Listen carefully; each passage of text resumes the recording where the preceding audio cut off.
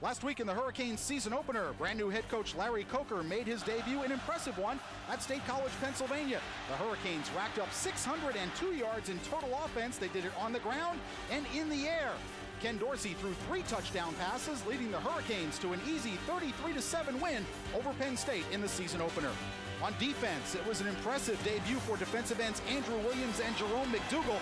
In fact, the entire Hurricane front four had a good night against Penn State, constantly pressuring the Nittany Lion quarterbacks. The Hurricanes will open their home schedule against the Scarlet Knights of Rutgers. Their head coach is former UM defensive coordinator Greg Schiano. Schiano was a winner in his debut as a Division I head coach as the Scarlet Knights beat the University of Buffalo in their opener 31-15 behind 177 yards by Dennis Thomas. It's the Hurricanes and Rutgers coming up next here on Fox Sports Net.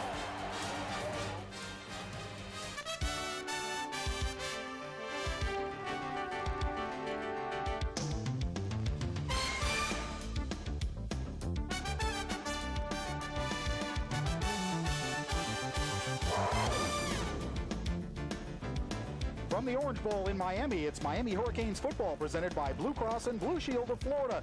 Today, the University of Miami Hurricanes host the Scarlet Knights of Rutgers in their first Big East matchup of the 2001 season. Hi, everybody. I'm Frank Fort, along with my partner, John Congemi. And, John, a very impressive start to the season for Miami up at Penn State last week. A 33-7 win fueled by some career performances from namely Ken Dorsey and Clinton Portis. Both had career high, Franks, and that's what you needed to have on the road. Clinton Portis had a great job on the ground. You see 17 rushes for 164 yards, but Ken Dorsey, 20 of 27 for 344, 3 touchdowns. He would have had over 400 yards passing had it not been for a drop ball down the sidelines by Ethnic Sands. But what a performance. He spread the football out, almost a 75% completion percentage against the Nittany Lions, and Portis was very hard running through the tackles, and he wanted 15 carries. You told Larry Coker, as a side note, he got 17, so he owes Larry 2 carries today against Rutgers. And a great job by that offensive line. Well, Miami knows what they have at tight end in Jeremy Shockey, caught 7 balls last week, but how about the young wide receivers? And today, without the senior leadership of Darryl Jones, who's out with a sprained knee. I thought the young guys did a great job catching the football, blocking, showing great effort, especially it starts with the tight end, though. He did a great job, Shockey, catching the football outside. Watch him muscle his way through the 5-yard line and get into the end zone for the Hurricanes. That's what they needed down the perimeter. But down the middle of the field, you see a great catch here by number 5, Andre Johnson, one of the youthful receivers, and then a touchdown catch in the end zone by Ethnic Sands. He ensures the catch, ensures the victory for the Hurricanes. The young receivers have to come up big again in the beginning of the season. They have to give confidence to their quarterback, gain the confidence of their quarterback, and I think they will. Well, both head coaches made their Division I head coaching debuts last week. Larry Coker, of course, for Miami. Greg Schiano for Rutgers, the former defensive coordinator for the Hurricanes, makes his return to South Florida. Yeah, for 2 years, he controlled the sidelines for the defense. There you see Greg walking the middle of the field during the rain before the football game. He's very excited what he brings to Rutgers. He brings excitement, enthusiasm, and he has a great defensive scheme. Watch for a lot of blitz package from Greg Schiano. He loves to do that. He loved to do it at Miami. He'll do it again at Rutgers. Well, if Rutgers has any chance at all today, they're going to have to get the ground game going. They have a guy that can do it in Dennis Thomas, who had 177 yards last week against Buffalo. He's going to have a big afternoon, Frank, because they start a true freshman at quarterback,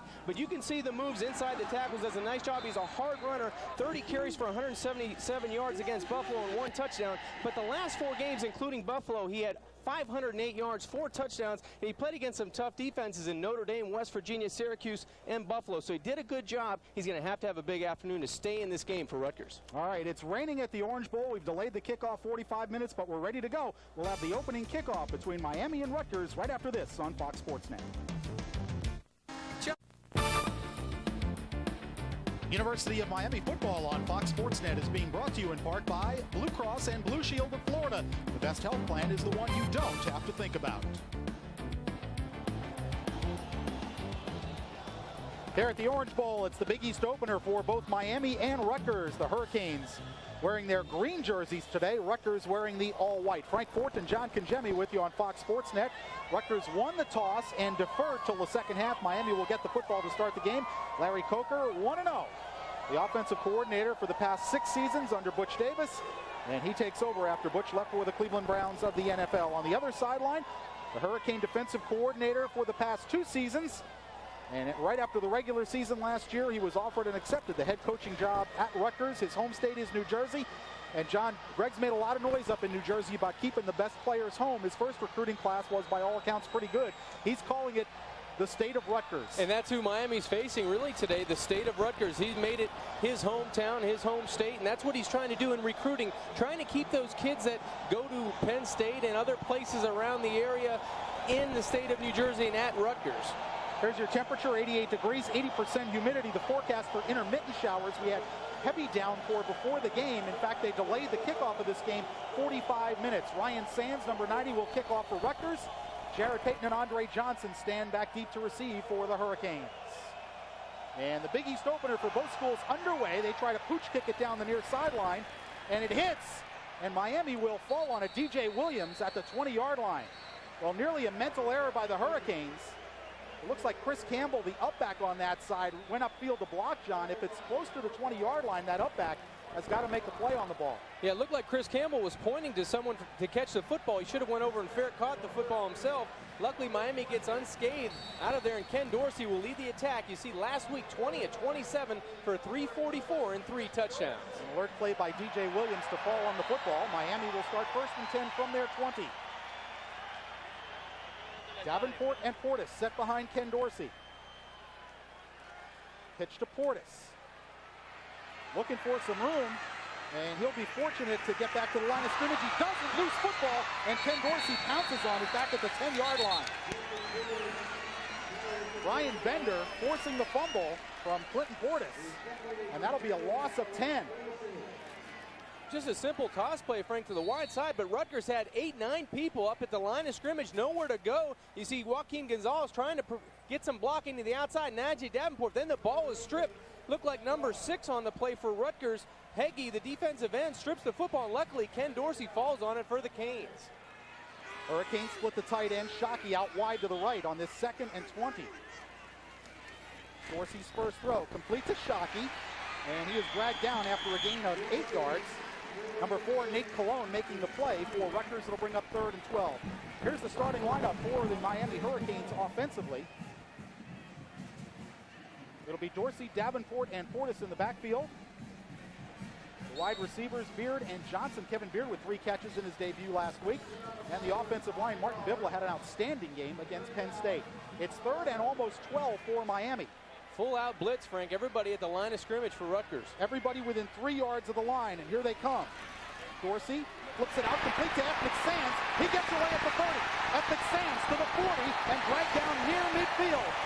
Number 29, Ben Martin, finally made the tackle, but that is a first down for the Hurricanes at their own 49-yard line. We talked about at the beginning that Greg Schiano loves the blitz, and that's what Ken Dorsey's doing right now. He's saying, come on, bring the blitz. That gives me one-on-one downfield. I'll pick and choose the target I want. That time, he picks number 7, Ethnic Sands. A great move to the inside. Ken Dorsey just retreating in the backfield. Watch his stop-and-go move right there on number 21, the defensive back, Dwayne Thompson. And then from behind, trying to get the ball stripped. Does a nice job, Ethnic Sands, protecting the football. Gain was 31 yards. 1st and 10, Miami. Movement along the front. Davenport with the handoff. Bust through to the Rutgers 45-yard line. Torrance Heggie, number 6, making the tackle with the penalty flag down. Our referee today is John Smith, and in my opinion, he's the best the Big East has. It's an offside on Rutgers. The gain was about 6, so I'm sure Miami will take the penalty and save the down. Billy Tulloch, number 96, jumped into the neutral zone. Greg Schiano, the defensive coordinator for Miami the past couple years, now the head man at Rutgers, and here's how the Rutgers defense lines up. Greg Pismuka, and that is a mouthful, one of the starters, and Alfred Peterson, the true freshman from Miami Carroll City, getting a start. Brian Bender is their best linebacker. And the defensive backs led by Sean Seabrooks, who had an interception return for a touchdown in the opener against the University of Buffalo. Frank, I see you got Pismuka right out of the way earlier. Got to get that out of the way. Get it right the first time, and then it's okay. And his brother Marty is a starting offensive lineman for Rutgers. I'll take him on the offensive side. So Miami accepts the penalty. It'll be 1st and 5 from the Rutgers 46. So Miami avoiding disaster on their first play from scrimmage as Dorsey pounced on the Portis fumble. On a 1st and 5, this is Davenport. To the 45, keeps his balance and pushed out of bounds near the 41-yard line. Alfred Peterson and Brandon Haw, number 24, combining on the tackle. It's a pickup of 4. It'll bring up 2nd and 1. And that's a name we hope to say a little bit more as the evening progresses, is Najee Davenport. Only 2 touches last week against Penn State, 1 rushing and 1 catching. He ended up getting a receiving touchdown, but Najee is a big part of this offense for Miami, as goes Najee Davenport, really, and Ken Dorsey. So goes this Miami offense. And Najee had a great game blocking against Penn State on lead plays for Clinton Portis. On 2nd and 1 from the Rutgers 42. Beard in motion toward the formation. The give to Portis. Portis busting through. Clinton Portis running hard down to the 32-yard line. Picks up a Miami first down. Brian Bender, number 42, making the tackle, but not before Clinton Portis picked up 11 yards. Joaquin Gonzalez a little slow to get up. Back at the Rutgers 43-yard line. Here's another look at Portis. Gaping hole on the right side, and as you said, Joaquin Gonzalez a little slow getting up, but he was one of the major contributors to providing Portis with that hole on the right side. Bibla, Romberg, actually Haji Razuli on the pull, number 74, the left guard, also in on that. You see last week Clinton Portis 17 rushes for 164, but that's a big loss. Joaquin Gonzalez walking off the sideline. Hopefully he'll be able to return this series for the Canes. They were pointing toward Joaquin's right shoulder, so the training staff will check out Gonzalez. Number 60, Vernon Carey, checks in at right tackle for Miami, the big 6'5", 346-pounder from Miami Northwestern High School. First down from the Rutgers 31, 12:26 left to go in a scoreless first quarter. Dorsey with play action, under some pressure, going to the corner and too far out of the reach of Andre Johnson, who was single covered by Brandon Hogg. And Ken Dorsey was knocked down after the throw. We've got a flag at the 34-yard line of Miami. Ken maybe had to let that football go a little bit earlier than he would have liked to let it go. Personal foul on Miami is the indication from John Smith. Very unusual on a pass play of a personal foul against the offense, somewhere in the area of the pocket.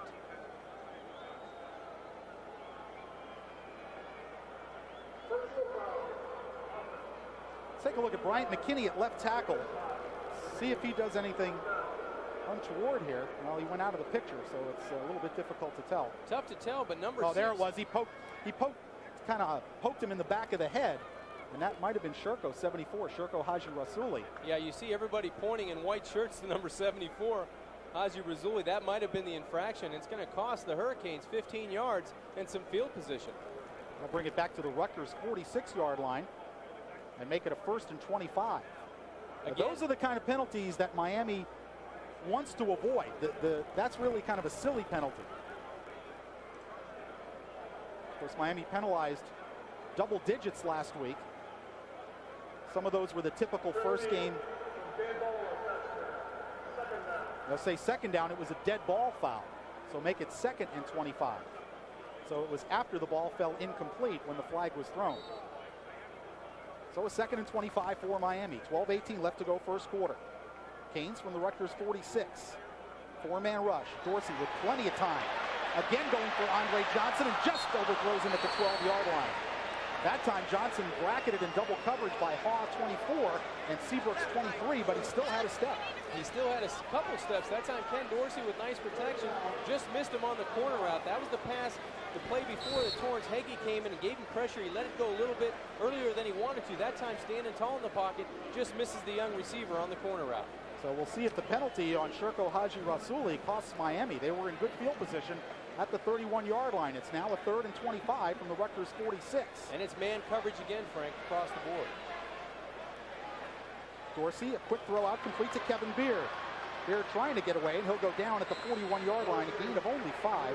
Number 41, Gary Brackett, the middle linebacker, came out to make the play for Rutgers, and the Canes will send their punt team onto the field. Well, helped by that penalty on the personal foul against Miami's offense. Tony Berry coming up, number 2, the cornerback on that play. You see Greg Schiano playing it safe on the Rutgers sideline, but they did a nice job disguising man coverage that time. The snap of the ball, they came out in zone and were right there to stop the Canes on 3rd down.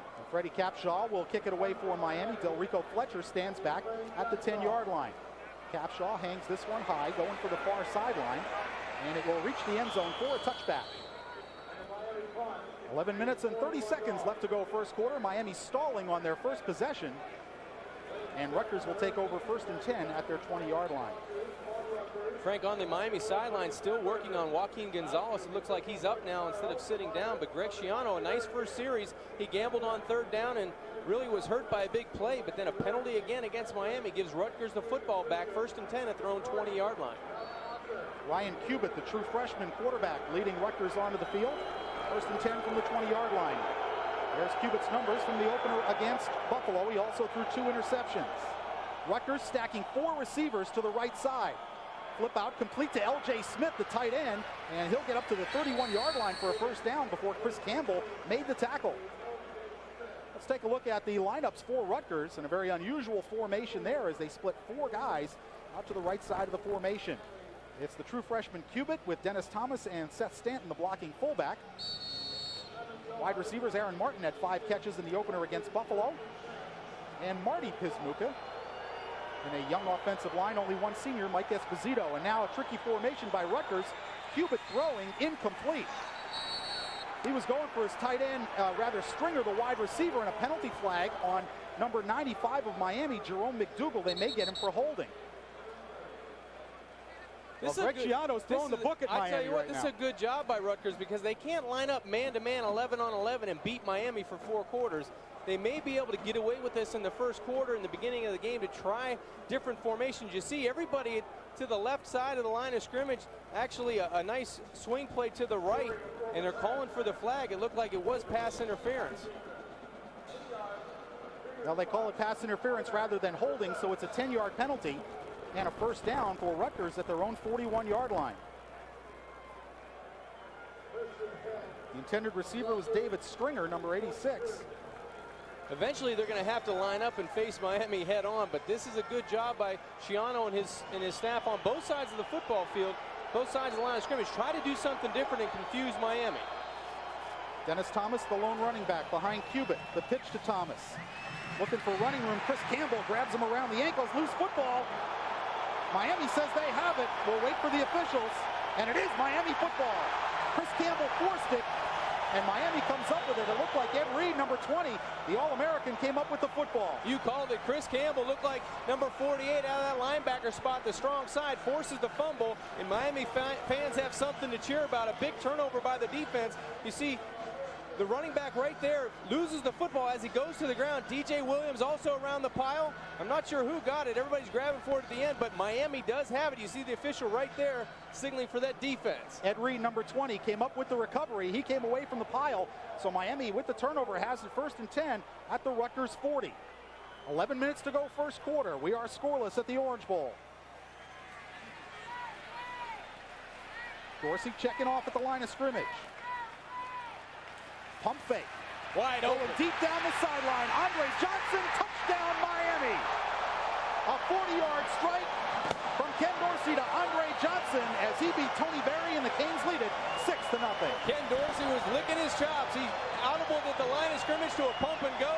He's the most exciting guy on the football field. He looked to the wide side first, and when he came back to the short side, nobody was around the young wide receiver, number 5, Andre Johnson, the sophomore. You see Dorsey couldn't believe his eyes when he saw him almost 10 yards beyond the cornerback. And Andre Johnson, that's probably the easiest touchdown he'll have all season long. Todd Severs on to attempt the conversion out of Freddie Capshaw's hold. It is up and it is good. 10 minutes, 53 seconds left to go in the first quarter. Miami leads it over Rutgers by a score of 7-0 as Andre Johnson picks up his first touchdown of the year, the second of his career. We'll be right back on Fox Sports Net after this.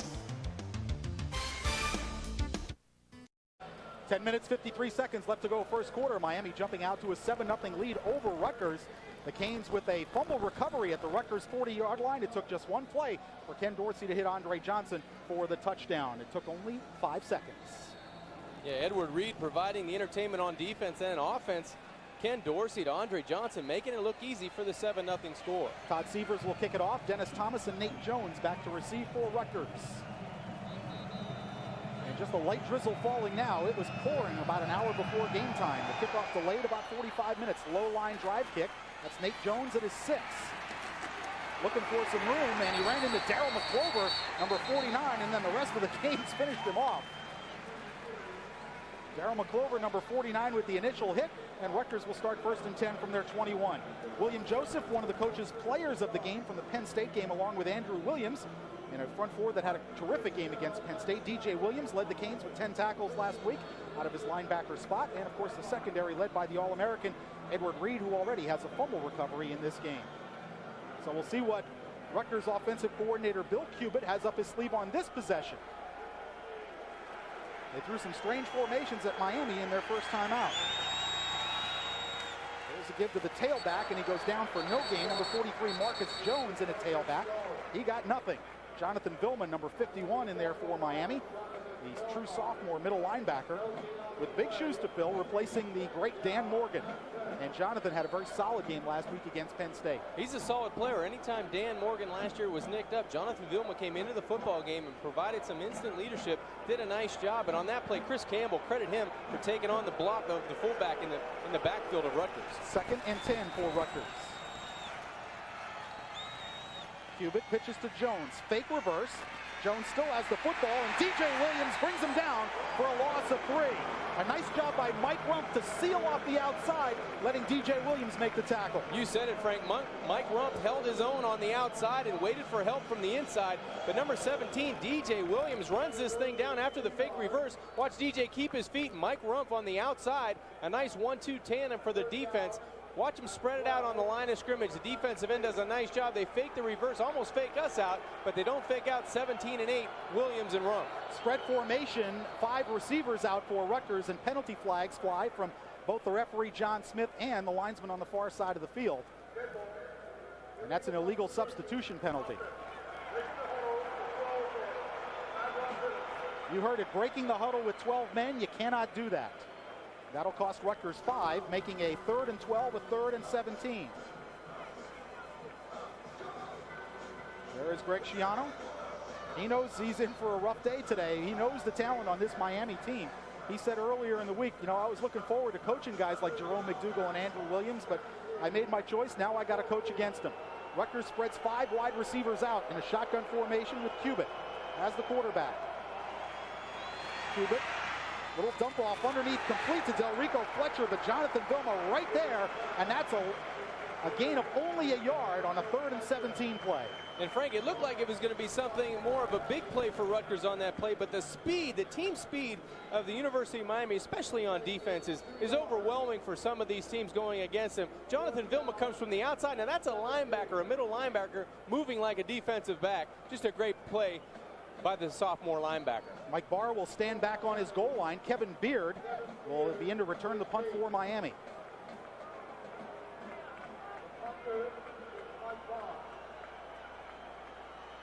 Ryan Neal is the long snapper. High snap. Barr will not get it off. Marquise Fitzgerald knocks him down, but hold on. There's a penalty flag on the far side of the field. They might not have got the play off in time, which would be a bad break for Miami. Yeah, and I think they're going to make them do it all over again, unfortunately for Miami.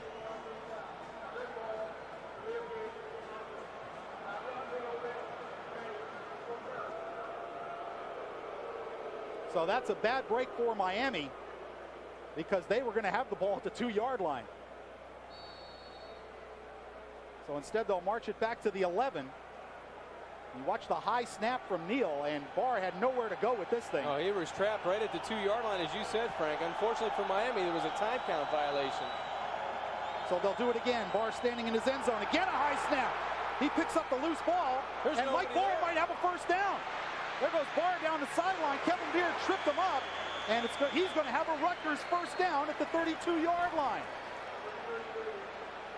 Boy, how's that for a sequence of events? Miami has the ball at the 2, and they have him in the end zone. Instead, it's a Rutgers first down at the 32-yard line. Great athletic play from Mike Barr. Everybody from Miami special team unit that time was going away from Mike Barr. Watch the screen, the left side. Besides one guy on the outside that doesn't get it done there, the contain guy, everybody's running away from number 13, Mike Barr, down the middle of the field. You see someone come up at the last second. It looked like number 9, Kevin Beard, who was the punt returner on the play, trying to make the play to stop the punter, but a nice athletic play that time by number 13, Mike Barr, the punter. Well, the breaks definitely did not go the Canes' way on those last 2 plays. Rutgers on a first down. Cubitt hands it to Smith, and he'll go down, rather, Marcus Jones, number 43. He'll go down up at the 36-yard line. William Joseph, number 94, along with DJ Williams, 17, on the tackle. Jones picked up 4. It'll be 2nd and 6, 7:55 left to go here in the first quarter. Miami leading 7-0. Well, I've never seen anything like that, John. They mess up 2 punts in a row, and they wind up with a first down. 2 horrible snaps, and with the athleticism of Barr, keeps Rutgers in possession of the football. On 2nd and 6, Cubitt out of the shotgun. Big pressure from Matt Walters, forces the incompletion as Rutgers was trying to set up a screen to Delrico Fletcher. But Matt Walters, number 91, totally messed up the timing. Yeah, a screen play, a little hitch play to the inside by Rutgers offense. That time, probably your worst nightmare as a quarterback, seeing big number 91 bearing down at you at 6'5", 262, the junior defensive tackle.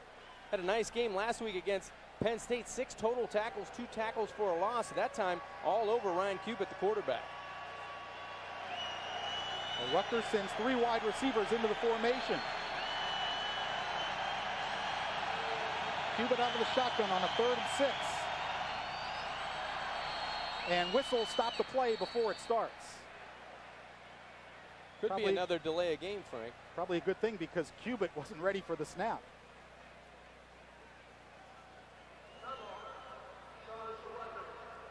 And somebody called a Rutgers timeout. Might have been the coaches or somebody on the sideline. We have 7:34 left to go first quarter. I'm still stunned by the fact that they could mess up 2 punt plays and come away with a first down. Well, Greg Schiano and staff could sit on the sidelines or stand on the sidelines and feel very fortunate to be in this situation, only down 7 points with 7:34 left to go in the first quarter. It'll be 3rd and 6 when we come back. We'll take a timeout. 7:34 left to go first quarter. Miami leads it over Rutgers 7-0.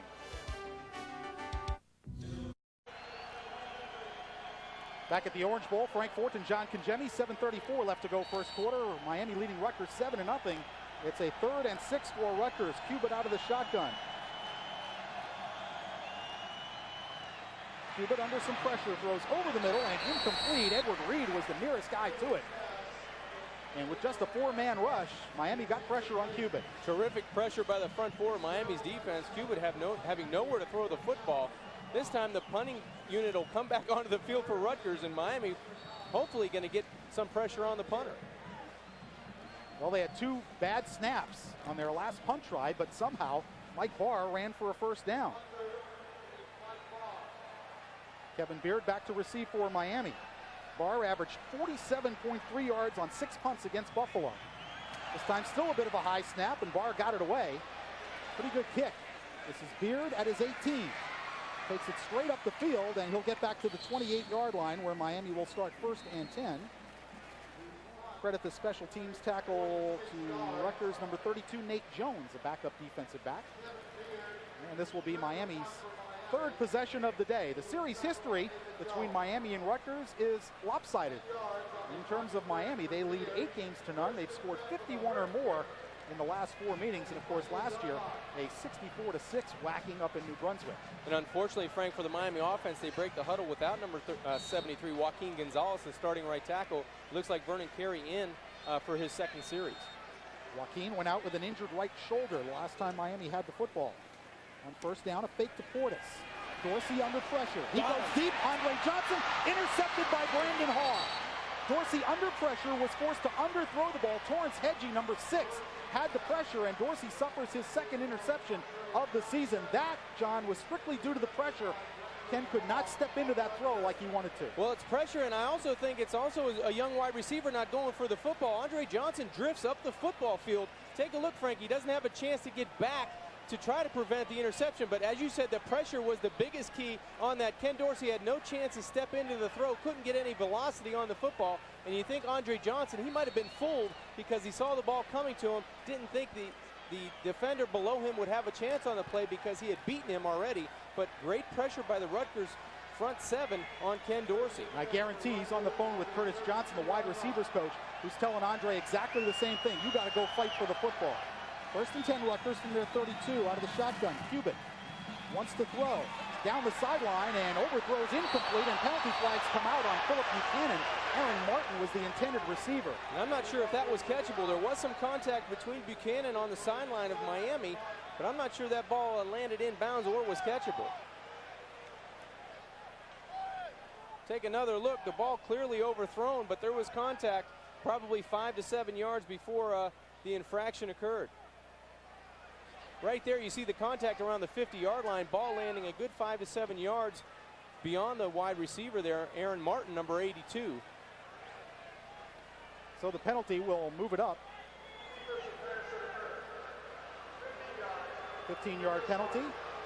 And that will move it to the 47 of Rutgers. So again, penalties kind of dogging the Hurricanes in this game. We took a big chunk out of them last week, Frank. Double-digit penalties, and some of those Larry Coker had said that we can accept those because they're working penalties, they were fighting penalties, they weren't stupid penalties, but today, so far, a couple bonehead plays. Cuban again going deep, and that ball's broken up by Edward Reed. Coming over to help out his cornerback, Mike Rumpf. Trez Moses was the intended receiver. There you see an example of one of the finest defensive backs in the country, Ed Reed, coming off the hash. Watch him get in right here and does a great job of extending his right arm to the receiver and breaks it up. Edward Reed is a strong man coming from that hash. He brings a lot of thump from the middle of the football field. 2nd and 10, Cuban with some time. Throwing down the sideline and overthrowing, incomplete. Number 80, the intended receiver, was Jerry Andre, the freshman out of Hialeah, Miami Lakes. And again, we have flags down. We might have a roughing the passer. Might be holding as well, Frank. It looked like a lot of the Hurricanes up front were complaining. You might have a penalty on both sides of the football here. Well, the flag, there's 2 flags down. One from the linesman, one from the referee, John Smith. Holding against the offense. Personal foul, roughing the passer against the defense. Penalties, offset. Still 2nd down. Let's take another look and see who the guilty party was. See Cuba trying to throw the football that's down the field. That's pretty borderline. And John. I don't know, Andre Williams was in the air when he threw the football. It looked like it was maybe 1 or 1.5 steps. And you're right, Frank, if you get a shot like that, you're going to take it as a defensive lineman. That was pretty borderline. That's Andrew Williams, 99, was the player. It's an aggressive play that you can live with if you're the coach of Miami right now. So they'll replay 2nd and 10. Cuban on the rollout. Fires complete to Aaron Martin. Martin got away. And he'll get down to the Miami 45-yard line. Chris Campbell, number 48, on the tackle. The pickup was 7. It'll be 3rd and 3. Aaron Martin led all receivers, Rutgers receivers last week against Buffalo. 5 catches for 131 yards and 1 touchdown. You see his numbers there last week, an average of 26.2. So he's the big play guy in this Rutgers offense. A nice play, eluding the tackle of DJ Williams on the outside and getting a couple more yards. It'll bring up 3rd and 3 for the Scarlet Knights. 4 wide receivers in for Rutgers and a penalty flag thrown. I think they got too many guys on the field. Yeah. I counted 5 receivers and a running back. That's too many. There's 3 this way, 2 that way, and 2 guys in the backfield. And Greg's not happy about it. That's the 2nd such penalty on Rutgers. And, well, if you're a lip reader, I don't need to go any further than that. It's not let's go, let's do a good job on the sidelines right now for Greg Schiano. And when they broke the huddle, I thought it looked funny because they had 5 wide receivers and a running back. And only 5 guys are eligible, so already 9 penalties on both teams. And this first quarter still has 6:13 to go. You know, not only a sloppy day and a sloppy field, but a sloppy football game so far by both sides of the ball, offensively and defensively. But the Hurricanes hanging tough to the 7-0 lead with a 3rd down and 8 now for the Rutgers offense. 3 wide receivers in the shotgun formation. Cuban called timeout before the snap. The center snapped it anyway. Brian Borer made the snap, but Cubitt spends another timeout. That is the 2nd timeout that Rutgers has spent. You're right, John. This is a sloppy day, and so far a bit of a sloppy game. We'll take a timeout. 5:52 left to go first quarter. Miami leads Rutgers 7-0.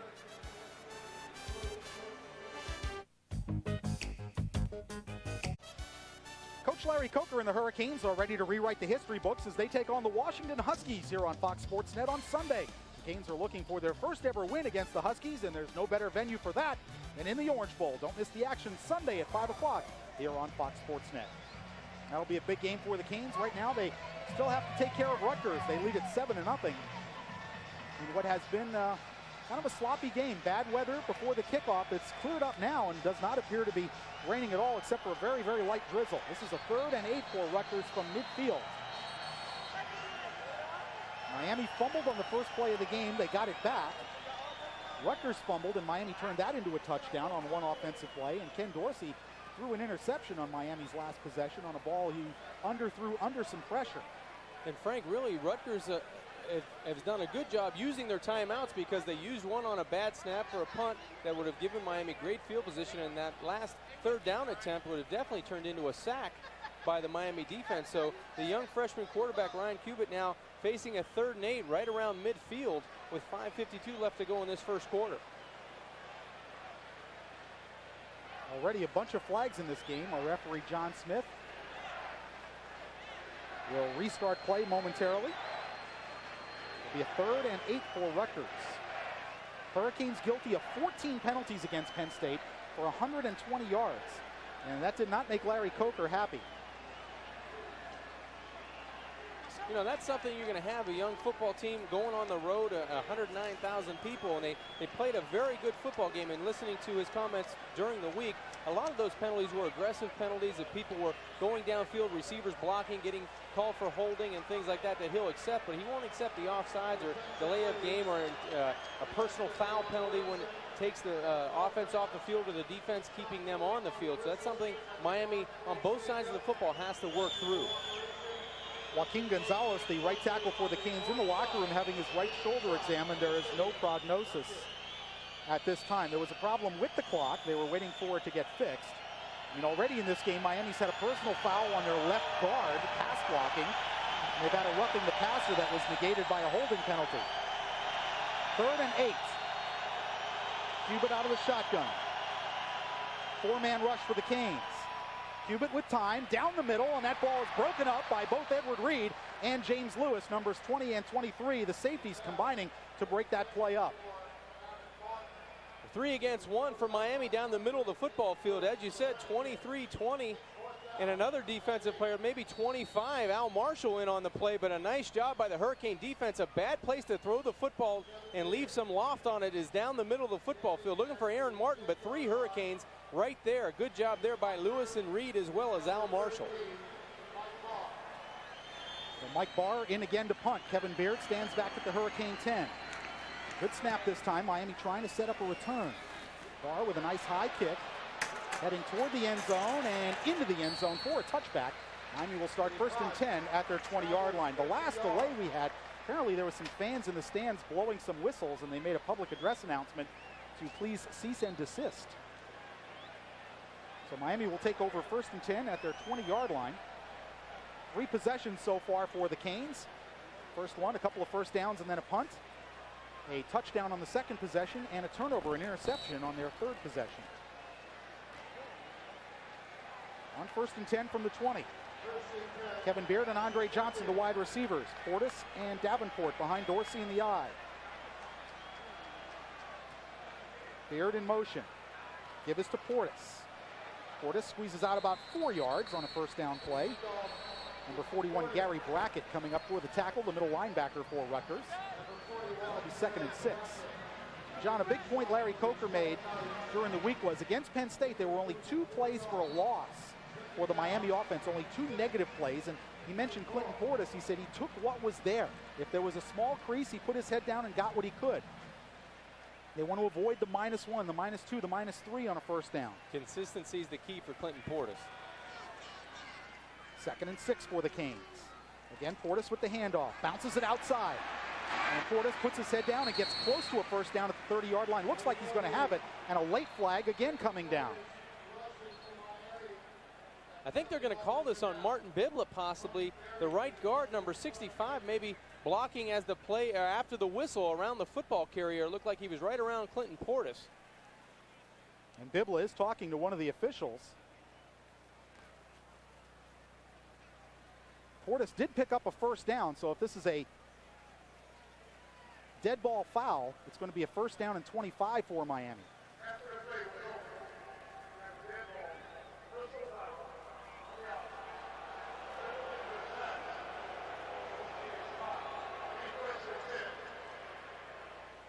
I'll tell you what, the Hurricanes are playing aggressive football, but they're not necessarily playing smart football, although I would venture to say that Larry Coker, when he looks at the tape, is going to say some of these things are pretty borderline. Yeah, you know, the personal foul on the defense was a little borderline. I'm not sure if that was a penalty. It looked like Martin Biblett was still going into his block as Clinton Portis really fell to the ground, so I'm not sure if that play or that foul was warranted, but we'll see what happens now with Miami in a hole. 1st and 25.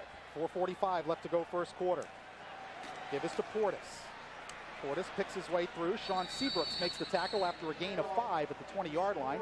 Nate Colon, number 4, helping out for the Rutgers defense. They'll bring up a 2nd and 20 for Miami.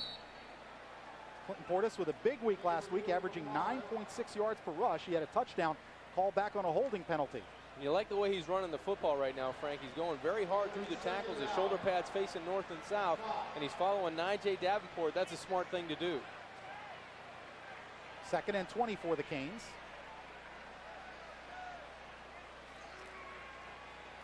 Dorsey, complete over the middle to Andre Johnson, gets away at the 35. There goes Andre Johnson. He's gone. He's turning on the jets. Chased by Nate Colon, and Colon will run him down inside the Rutgers 20-yard line. I want to correct myself. I said 2nd and 20 because it was a dead ball foul.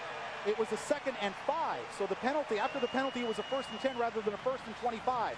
In any case, a big play down to Andre Johnson inside the Rutgers 20-yard line. They're going to spot it at the 16. Well, making a small play into a huge play for the offense. Andre Johnson, after taking just a little slant, almost a delay outside, a split-end delay coming down the line. Nobody there when he catches the football. Man-to-man coverage. He makes 2 defenders miss, 2 Rutgers defenders. Now it's a foot race, and you think he's going to win it, but Nate Colon gets on his horse and drags down the sophomore wide receiver Andre Johnson after a huge gain. 64 yards on the pass completion. Ethnic Sands in motion from the Rutgers 16. Give us to Portis. Portis to the 10-yard line. Picked up 6 on a 1st down. Ben Martin, number 29 rather, making the tackle. Ben, the son of the former great New York Giant defensive end George Martin. He has 2 sons on this team. Aaron Martin, the wide receiver, and Ben Martin, the safety. So far, Frank, for Larry Coker's offense, it's been big plays to get the field really cut in half, and now Miami's knocking at the door again. 3:03 left to go in this first quarter. Miami at the 10-yard line. 2nd and 4 for the Hurricanes.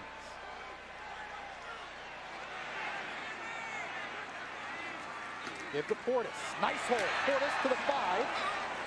And he'll be very close to a 1st down. Number 29, Ben Martin, again in on the tackle for Rutgers. And we'll see where they spot it. Just inside the 6-yard line, and they may have to measure. That time, Frank, if Martin Biblett would have headed up into the hole instead of going sideways, he'd have been in front of the ball carrier Portis that time. Would have provided him with that one block he needed to get into the end zone. Still has the 1st down on a tough run inside the tackles, but a good job by Clinton Portis and that offensive line, winning the battle at the line of scrimmage. 1st and goal from the 6. Robert Williams, number 80, checking in for a double tight end and a penalty flag back in the corner of the end zone. They may have 13 people on the field again, Rutgers. I'm not sure. Dead ball. Illegal substitution. Defense. 12 That's men. their 3rd. Defensive huddle. Penalties half the distance to the goal. It remains 1st and goal. That's their 3rd illegal substitution penalty here in the first quarter. I mean, it's a good idea to try and play with 12 guys against Miami, but if you get caught, that's a different story. You figure you're wearing white. Just stand close together. No one will know. So Miami loading up now with tight ends. David Williams, number 82. The redshirt freshman from Miami Northwestern checks in a triple tight end set. Williams, David Williams, Robert Williams, and Jeremy Shockey all in the game as tight ends. That's Robert Williams in motion. They'll give it to Davenport. Davenport, end zone, touchdown Hurricanes. It's Nijay all day, every day for a Hurricane touchdown. With 2:12 left in the first quarter, they lead it 13-0. Great job by this offensive line. Once they got to the 10-yard line, they really took over. A nice run to play before by Clinton Portis. This time, Nijay Davenport with his first rushing touchdown of this season. Watch him just with authority. This time, role reversal. Clinton Portis provides the block up front for Nijay Davenport, and the Canes make it 13-0. Severs on for the conversion attempt, and it is good out of Freddie Capshaw's hold and Chris Harvey's snap. And with 2:12 left to go in the first quarter, Nijay Davenport, the senior out of Miami Central High, with the Canes' first rushing touchdown of the season. They had 4 touchdowns through the air, and we'll take another look as they went triple tight end, John. Yeah, as many tight ends as Miami has on the right side. Nijay will not be denied. That big frame gets into the end zone. Not many times you're going to stop the 242-pound senior, 6'2", just a tough run inside the tackles. Nijay in, as you said, for his first rushing touchdown of the season. Of course, he had a touchdown reception against Penn State in the opener. And there's a look at the Miami offensive line.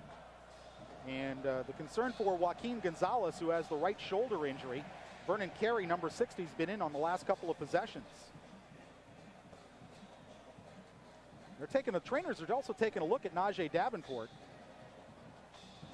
He seemed to come off the field okay, but when he sat down, the training staff went over to look at him. We'll see if we can find out what, if any, injury that might be. Todd Severs will kick it off for Miami. Dennis Thomas and Nathan Jones back to receive for Rutgers. Well, it's will have been a penalty-filled first quarter, but Miami has a 14-0 lead. So John, Vernon Carey, number 60, the right tackle for the Hurricanes. I have a feeling he's going to get the rest of the play today, unless they go to the third string right tackle late in the game. But Vernon obviously needs the work. You'd hate to see it come at the expense of a Joaquin Gonzalez injury, but big number 60, Vernon Carey, appears like he's going to get a lot of work today in this game against Rutgers, with Joaquin suffering a right shoulder injury. You would think, Frank, even if it's not as serious as it looked before, they would keep him out just because of the big game next week. And plus, as you said, you have to get some work in at offensive line in true game conditions. Here's Severs to kick it away. Nathan Jones driven back 5 yards deep in the end zone. He'll take a knee for the touchback. And Todd Severs, who did a superb job on kickoffs against Penn State, again drills one for a touchback, and Rutgers will have it 1st and 10 at their 20. 2 minutes and 6 seconds left to go. The scoring drive for Miami, 7 plays, 80 yards, 3 minutes and 24 seconds. Najee Davenport finishing it off with the short touchdown run. Well, Najee's got a smile on his face, so he's not hurting too much. I can't think he's hurting that much. Clinton Portis delivering the lead block, as you mentioned, John, the role reversal on that goal line play. Ken Dorsey today is so far 5 out of 8 for 148 yards, 1 touchdown, 1 interception. Spread formation for Rutgers. Cubitt, that is a lateral, complete to Sean Carty. Carty up the sideline, and a penalty flag down. We may get a hold on Rutgers here. Penalty came from the field judge. The gain was out to the 27 for 7 yards. Yeah, it might be a hold. Yeah, as you said, Frank, on the perimeter. Looked like on number 85, L.J. Smith, the tight end, who was spread out wide to the right-hand side. It might be the furthest receiver to the right of your screen, 85 on the hold. See him on the outside right there. I think they call him right there on Mike Rump, the top of your screen. 85, a lot of tugging of the jersey. And it looked like the line judge on the right side ended up throwing the flag on Smith, 85. L.J. Smith, pretty obvious there, John, the 6'4", 243-pound senior from Highland Park, New Jersey. Caught a touchdown pass in the Rutgers opener, a 1-yarder against Buffalo. That last play will go as a rushing attempt because it was a lateral pass to Sean Carty. The 10-yard penalty from the spot of the foul will move it back to the 18-yard line. And it'll be a 1st and 12 for Rutgers. Marquise Fitzgerald, number 27 in the football game as the nickelback for Miami. 4 wide receivers spread out for Rutgers. Cubitt on a quarterback draw picks up a few yards. Loose football. Are they going to say he was down? Yes, they said he was down at the 21-yard line. William Joseph, number 94, getting off the bottom of the pile, along with Howard Clark, number 45. And this is just a straight quarterback sneak through the gap.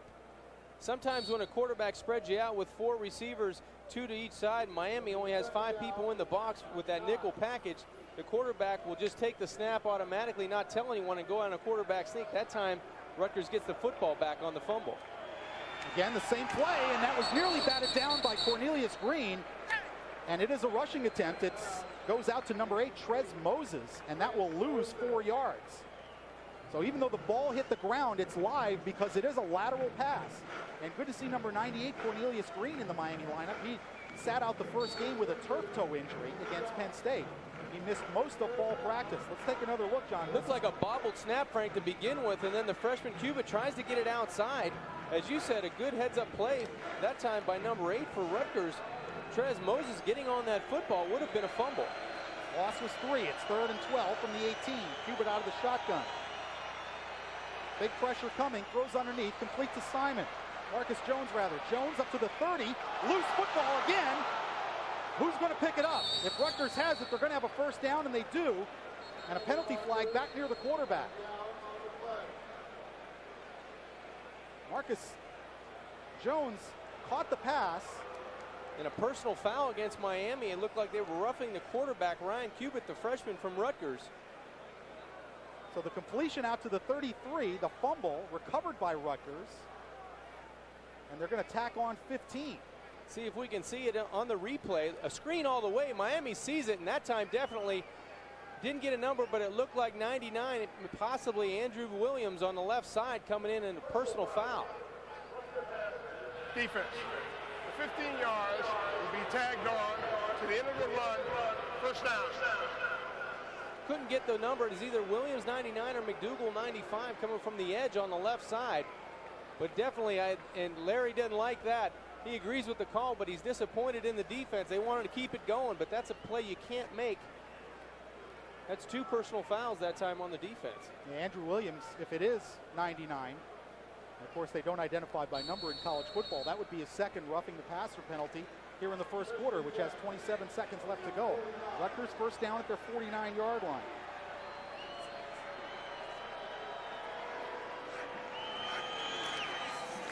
Give to the tailback Jones, and he is drilled by Vince Wilfork for a loss of a yard. Big double wide, Vince Wilfork, number 75, at 6'2", 346 pounds, the freshman from Santa Lucis. And that was in the Dwayne Johnson tradition, laying the smackdown. Well, anytime somebody calls you double wide, I think you swell up and take pride in that. And that's what number 75, Vince Wilfork, just did. The freshman, 6'2", 346. And that's very generous for you, Vince. But he did a great job sliding down the defensive front and providing great leadership in the middle of that defensive front. First quarter is history in the books. At the end of one, the Hurricanes lead Rutgers by a score of 14-0. We'll be right back on Fox Sports Net right after this.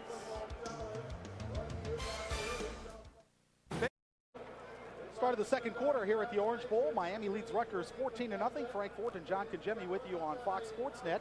And the Miami Hurricanes are playing as the #1 team in the country in the AP poll for the first time since the final poll of the December 1992 season. Miami followed by Florida, Oklahoma, Texas, Nebraska, FSU, Oregon, Tennessee, Virginia Tech, and Georgia Tech. Yeah, and Georgia Tech with a big win today over the Naval Academy. I think it was something in the realm of 70-7. 70-7, that's and, right. And you see Miami leaping over Florida, which kind of makes a lot of Hurricane fans smile. But Oklahoma looks very good. Texas putting on a good victory today against, I believe, NC, North Carolina. So back on top, you see right there, Larry Coker wants to stay on top for the remainder of this season. Will be a chore with this tough schedule starting next week at home at the Orange Bowl against Washington. Now I think they're going to get Miami for an illegal substitution as they broke the defensive huddle with more than 11.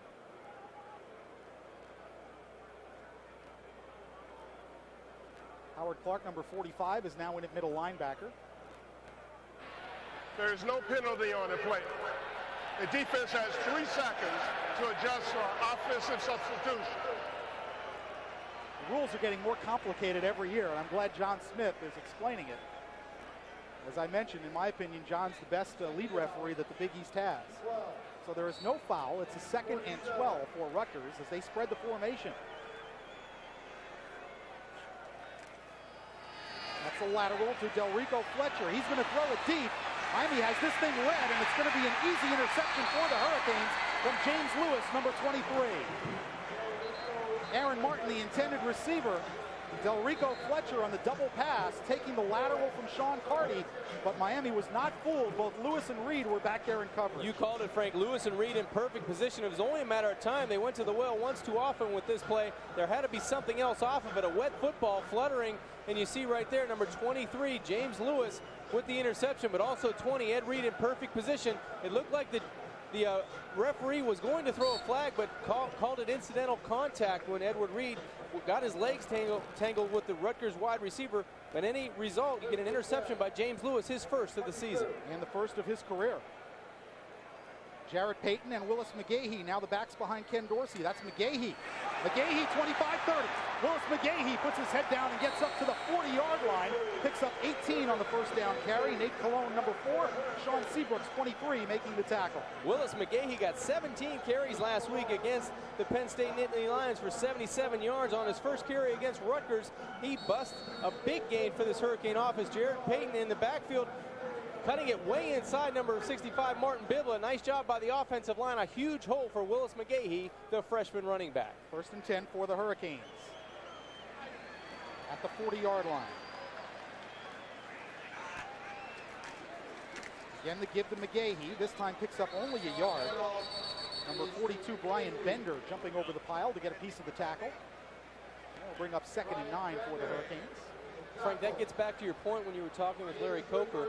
They only had 2 negative plays offensively, and that time Willis McGahee, there was no hole. Bender did a nice job for the Scarlet Knight defense, but what he did was make it a positive play. He gained a yard instead of maybe dancing and running around the backfield and losing a yard or two. Nice positive play, even though it was only a yard gain. Ethnic Sands and Jason Gathers, the wide receivers for Miami on this 2nd and 9. Dorsey dumps it off, complete to Jared Payton. He'll get to the 45-yard line. Gary Brackett making the tackle for the Rutgers defense. It's a gain of 4. It'll bring up 3rd and 5 as Jared Payton pulls in his 3rd reception of the season. Yeah, had 2 last week for 15 yards against Penn State, a long of 9. See his hometown, Arlington, Illinois. Jared Payton trying to make a contribution to this Canes offensive backfield. One of 5 sons of former NFL players on this Hurricane team. Miami goes 3 wide receivers on this 3rd and 5 from their 45-yard line. Willis McGahee's the only running back. Dorsey against the 4-man rush, throws complete to Sands at midfield. Ethnic heads for the Rutgers sideline and goes out of bounds at the 42-yard line. Chased out by Sean Seabrooks, number 23, but Miami moves the chains with 13:04 left to go in this 2nd quarter. Miami leads it 14-0 over Rutgers. Ken Dorsey did an excellent job coming to the line of scrimmage, almost a check with me, Frankie. Goes out and scans the defense, gives the hand signals to the wide receivers, just an in and out move by Ethnic Sands. He comes in, takes 1 step to the inside, and then pivots hard to the outside. Thompson can't hang with him, 21, and Ethnic Sands moves the chains for the Hurricane offense. Gain was 13. Here's a give to Payton, the fullback, and he'll pick up 3 yards. Number 42, Brian Bender, making the tackle for the Rutgers defense. Jared Payton's 2nd carry of the season. He had 1 for 3 yards against Penn State. He'll bring up 2nd and 7 for the Canes. Ball at the Rutgers 39-yard line. Jared Payton, of course, the son of the late, great Walter Payton. Redshirted last season, did Jarrett, and this year they've moved him to fullback to get him on the field. There's too much depth at tailback. Dorsey checking off at the line on a 2nd and 7. Throws the quick out, complete to Gathers at the 36-yard line. He'll get to the 35, about 2.5 yards shy of a 1st down. Nate Jones, number 32, making the tackle, held to a gain of 4. Another check off by Ken Dorsey at the line of scrimmage to a hitch pattern. Nice catch by the young receiver.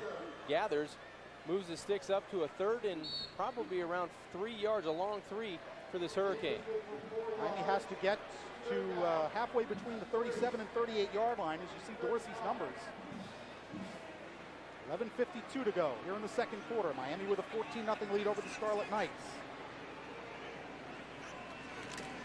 Pitch to McGahee. Behind a Payton block. McGahee still going and finally tripped down at the 22-yard line. That is a Miami 1st down. A 13-yard gain for Willis McGahee on a 3rd and 3. Bill Hambrecht, number 45, credited with the tackle. Yeah, and Tony Berry, number 2, with an arm tackle. The defensive back, McGahee, busting through. It looked like right there, number 2, Tony Berry, was able to slow him down just enough to throw him off of his feet. But that was 6 points. McGahee running really hard in this 2nd quarter. 1st and 10 Hurricanes at the Rutgers 21-yard line.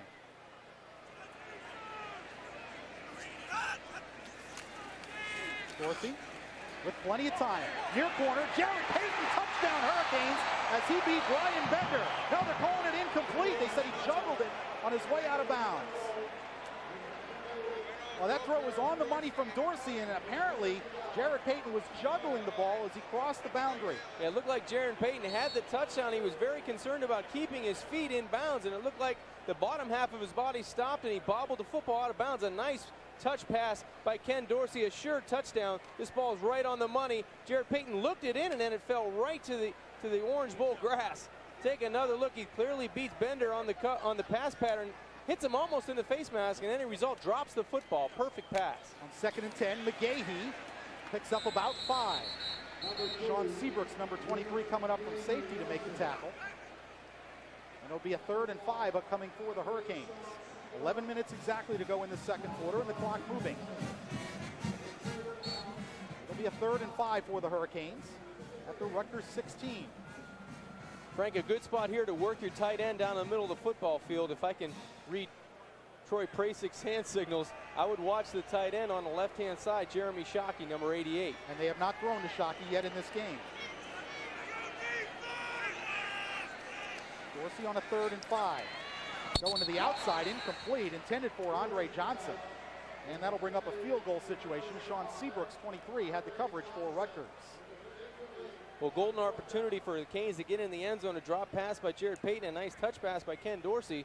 That'll bring on the kicking unit. Todd Severs, who was 4 for 4 last week. As you look at Jared Payton, who couldn't handle what appeared to be a short touchdown pass for the Canes. They'll have to settle for a 34-yard field goal try. Chris Harvey to snap. Freddie Capshot a hole. Good snap. Ball is on its way, and it is hooked wide to the left side. So Todd Severs misses from 34 yards out. And Rutgers will take over 1st and 10, 10:25 left to go in the second quarter. Not ideal kicking conditions today. The Hurricanes miss a field goal for the first time this season. We'll take a timeout with 10:25 left to go second quarter. It's Miami 14, Rutgers nothing. 10:25 left to go second quarter. Miami leading Rutgers 14-0. The broadcast rights to tonight's telecast have been granted to Fox Sports Net Florida by the University of Miami solely for the entertainment of our audience. Any reproduction, transmission, or other use of this program without the express written consent of Fox Sports Net Florida is prohibited. Gotta love the roll. First one I've heard, you gotta bring it back. First one this season that you've heard, right? 1st and 10 Rutgers from their 20-yard line. Hey, let's give some credit to Rutgers. It should be 21-0 with the missed opportunity by the offense of Miami, but they're trying to hang in this football game at 14-0. Rutgers with the true freshman at quarterback. Rutgers shifting 3 tight ends to the near side. And a fumble, and Miami's got it. Jonathan Vilma, as Marcus Jones could not handle the exchange from the quarterback Cubitt, and Jonathan Vilma, who forced a fumble last week and was shorted by the Penn State stat crew. They credited McDougal with the forced fumble. It was Vilma last week, and you see the exchange just sloppy and Vilma pouncing on it. I must be the kiss of death. As soon as you give a compliment, they cough it up. Marcus Jones, number 43, Vilma, Jonathan Vilma on the football for Miami, gives him great field position to this Miami offense. Jonathan Vilma, a nice job all over the football last season. He starts out last week and this week with big plays. 10:21 left to go here in the second quarter. Miami trying to extend a 14-0 lead. 1st and 10 from the 17. It's Portis and Davenport behind Dorsey. Clinton Portis with the football. Portis to the 15 and stretches down to close to the 11-yard line. Picked up almost 7 on a first down play. Nice job. Nice running in the backfield, in the Miami backfield by Clinton Portis. That play looked like it was going to be stopped in the Miami backfield, but the strength of Clinton Portis doing a nice job showing his strength in the backfield. Watch this. He makes 2 people miss behind the line of scrimmage and just carries a tackler, would-be tackler, with him for another 4 or 5 yards. Gained 6 on the play. 2nd and 4 for Miami. Nate Leonard, number 15, credited with the last tackle. 2nd and 4. Portis again. Puts his head down and gets down close to the 6 or 7 yard line. He'll be very close to a first down. Number 93, Davon Clark, the true freshman, one of the top players in the state of New Jersey last season, in on that last tackle for the Scarlet Knights. We talked about Jeremy Shockey's blocking last week. On that play, just manhandling one of the Scarlet Knight defenders, doing a good job winning the battle at the line of scrimmage on the right side for the Hurricane offense. 1st and goal for Miami from just outside the 6-yard line of Rutgers. 9:32 left to go in the second quarter. Only one wide receiver in the formation for the Canes. That's Jason Gathers, split way out to the left. Robert Williams in motion. Give us to Portis. Cutting back inside. Portis to the 4, close to the 3-yard line. Torrance Hedgie, number 6. Tony Berry, number 2, in on the tackle, along with help from Jeremy Campbell, the backup middle linebacker, number 44. Gain down to the 3. It'll be 2nd and goal. Miami staying on the ground, turning that clock and really running over Rutgers. Great field position provided by the fumble recovery and Jonathan Vilma. Miami's offensive line and running backs doing the job here in the scoring zone inside the 5 at the 3. Again, it's Jason Gathers as the only wide receiver in for Miami on this 2nd and goal. Again, Williams in motion. Dorsey with a play action. Dorsey with a rollout. End zone. Touchdown. Jeremy spoke. Jeremy Shockey spoke in the end zone today. It's 20-0 Miami. Shockey's 2nd touchdown catch of the season. Nice job by Ken Dorsey. He was looking first of all to the outside to Robert Williams, didn't like the matchup, then decided to look to Jason Gathers, didn't like that matchup. Watch, he goes progression, 1 outside, 2 no. He finds his third receiver trailing. That's his favorite receiver, Jeremy Shockey, for the sliding touchdown. His second touchdown reception of the season. Miami goes up 20-0. And with 8:36 left to go in the second quarter, Todd Severs on for his third extra point try of the day, and he knocks it through there. Todd Severs with his third extra point with 8:36 left to go second quarter. It's Miami 21, Rutgers nothing. Ken Dorsey to Jeremy Shockey for the Canes' third touchdown of the day. Today. Back at the Orange Bowl, 8:36 left to go second quarter. Miami with a 21-0 lead over Rutgers as the Canes cash in on a turnover for the second time today. They did not have to go far, 17 yards in 4 plays, 1:45 off the clock. Jeremy Shockey, a 3-yard touchdown reception from Ken Dorsey. Hurricane offense that time making it look easy. They were run, and then they go to the easy touchdown pass. Ken Dorsey to Shockey for the score. Todd Severs now kicking off into a wind, which has suddenly picked up from the open end of the Orange Bowl. Dennis Thomas and Nathan Jones back to receive. That's Jones at the 1. And he'll go down at the 16-yard line. Marquise Fitzgerald coming through to get a piece of him and trip him up. So again, Rutgers will start inside their 20-yard line. Canes kickoff coverage team, with the exception of one play against Penn State, a big kickoff return from Larry Johnson of 69 yards. Did a great job against Penn State and here today against Rutgers of keeping them in bad field position.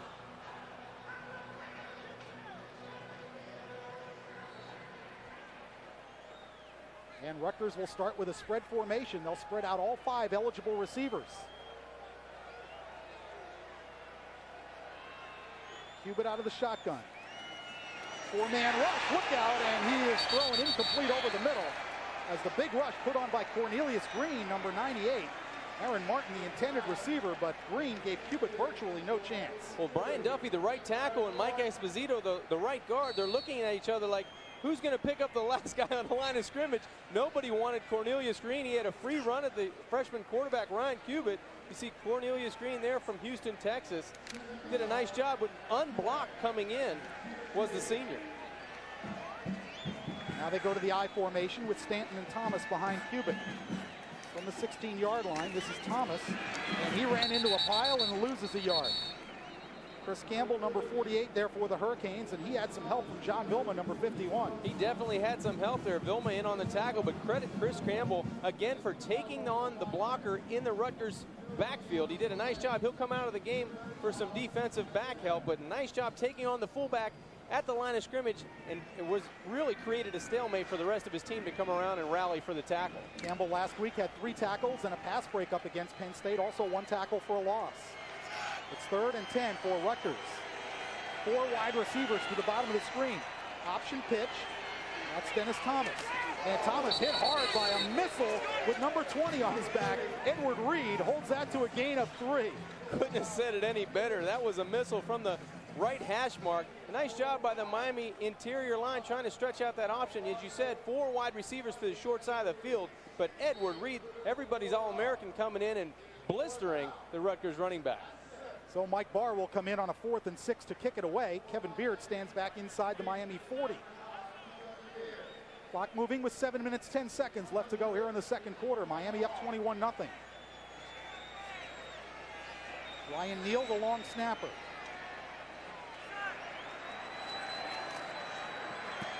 Barr's kick with the wind, aiming toward the near sideline. Beard has it at his 38. Waiting for some blocking to develop.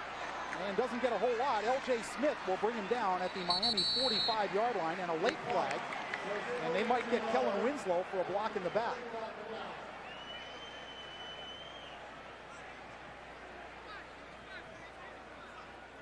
Personal foul on Miami. And I think the freshman Winslow really very unnecessary because he was 15 yards away from the play as the play was ending. And not only that, the play was over. And you see the coaches on the sidelines trying to tell him, Mark Stoops on the sideline, the defensive back coach, saying it's unnecessary. It's 20 yards away from the play. That'll cost Miami 15. We have a personal foul. Late hit on receiver. 15 yards, and the end of the run, first down. So instead of having it at their own 46-yard line, Miami will start at their own 31. You know what? You can live with mistakes in games like this, but next week against Washington, against Florida State, these are the kind of plays that'll kill you. Sometimes you play up or you play down to the level of competition, and both teams really, Penn State and Rutgers, Penn State in their regard, not what they used to be, and Miami playing a very sloppy and mistake-filled football game right now. They still lead 21-0. Pitch to McGahee on first down with room, and he slips as he made his cut at the 33-yard line. Number 2, Turney Berry, making the tackle for Rutgers, but it was little more than just covering a man who was already down. Yeah, McGahee had some running room off to the left side. A great block on the outside that time, provided by Bryant McKinney. He got the corner for him, but McGahee couldn't keep his feet. Joaquin Gonzalez has been diagnosed with a right shoulder strain. He will not return today. So Vernon Carey, as I mentioned before, speculated before, will get a lot of playing time. Ed Wilkins, number 72, now in at left guard in place of Shirko Haji Rasuli. There's McGahee with the handoff, and he'll try to get about a yard. That's it, to the 33-yard line. Nate Colon, number 4, with a lot of help. Brian Homan, number 49, a backup linebacker, also in on the tackle. Will bring up 3rd and long for the Canes. That time the Rutgers defensive front rallying to the football, and as you said, Nate Colon, number 4, coming out of the secondary to be the primary stop on the ball play there. 3rd and 8 for the Hurricanes with 5:39:38 left to go before halftime. On this 3rd and long, 3 wide receivers in for Miami. Pure man coverage, Frank. Look for a big play here. Kevin Beard resets into the backfield as the Canes backs protect against the blitz. They pick it up well. Here's the throw, complete to Ethnic Sands out at the 45-yard line. He'll have a first down. Nate Jones on the coverage. Gain of 12, enough for a first down to the wide receiver turned quarterback turned wide receiver, Ethnic Sands. That's right, the versatile Ethnic Sands. Ken Dorsey knew it was full-out blitz, zero coverage, nobody in the secondary in the middle of the football field. He decides to take advantage to the outside, and you see what the young receiver does. Ethnic Sands, the junior, goes up and attacks the football. That's what you have to do to help your quarterback out. In that instance, he really provided a great catch for Ken Dorsey. On 1st and 10 from the Miami 45. Dorsey with play action. Nobody in the middle. Good protection, wide open, Kevin Beard at the 30. Beard cuts back, still on his feet, and Kevin Beard inside the Rutgers 15-yard line before Bill Holman, number 49, finally made the tackle at the 11-yard line. Frank, I think you play into Miami's hands when you go zero coverage or man coverage, because these young wide receivers can get open with space. That time, nobody in the middle of the football field for Kevin Beard. Ken Dorsey can't get the ball quick enough to number 9. Kevin Beard just throws it over the linebacker's outstretched hands, but nobody within 10 yards. A great concentration catch over the middle of the football field. Then a little bake and shake to get by number 4, Nate Colon. The ball's almost at the 10-yard line. Call it the 10. 1st and goal for the Canes. Gain was 45 yards for Miami.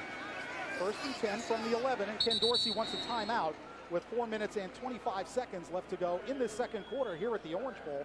Miami with a 21-0 lead. The young wide receivers making plays for the Hurricanes. Will take a timeout as well with 4:25 left to go second quarter. Miami threatening, and they already lead 21-0. The storm of excitement surrounding the Miami Hurricanes is getting even more intense. This Sunday at 5, watch as the Canes take on the Washington Huskies. Don't miss this matchup right here on Fox Sports Net. That'll be next week as the Hurricanes take on the Huskies. And, of course, quite a history between these two teams, even though they've only played twice. Washington, of course, ending Miami's 58-game home winning streak in the Orange Bowl back in the early 90s. And then, of course, last year, winning up at Washington, the only loss suffered by Miami in an otherwise standout season that saw the Canes finish number 2 in the country, but the one loss cost them a shot at the national title. Got McGahee and Jared Payton in the backfield for the Canes. Miami can get a first down at the 1-yard line. McGahee behind a Jared Payton block will pick up 2, maybe 3 yards to the 8-yard line. Sean Seabrooks, number 23, coming up from the safety position to make the tackle. And it'll be 2nd and about 7. Frank, what you notice about both of these backs, talking about Willis McGahee as well as Clinton Portis, you can throw Nigel Davenport into that role or into that mix as well. When they get hit, they continue to go forward. They never go backwards, and I think their legs are always moving. They're strong, young running backs, and these guys can carry the load in the tough running, especially down by the goal line inside the 10-yard line. Andre Johnson, the only wide receiver. Jeremy Shockey and Robert Williams, 2 tight ends in. McGay, he again picks up only a yard or 2. Number 41, Gary Brackett with the tackle down around the ankles, and it'll be 3rd and still long for Miami. They'll need 6 yards.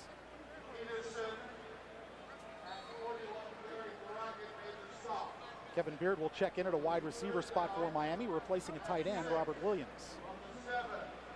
Rutgers with a new look this year. Still the red helmets, but the white R as opposed to the knight symbol that they've used in the past. This is a 3rd and 6 from the 7-yard line.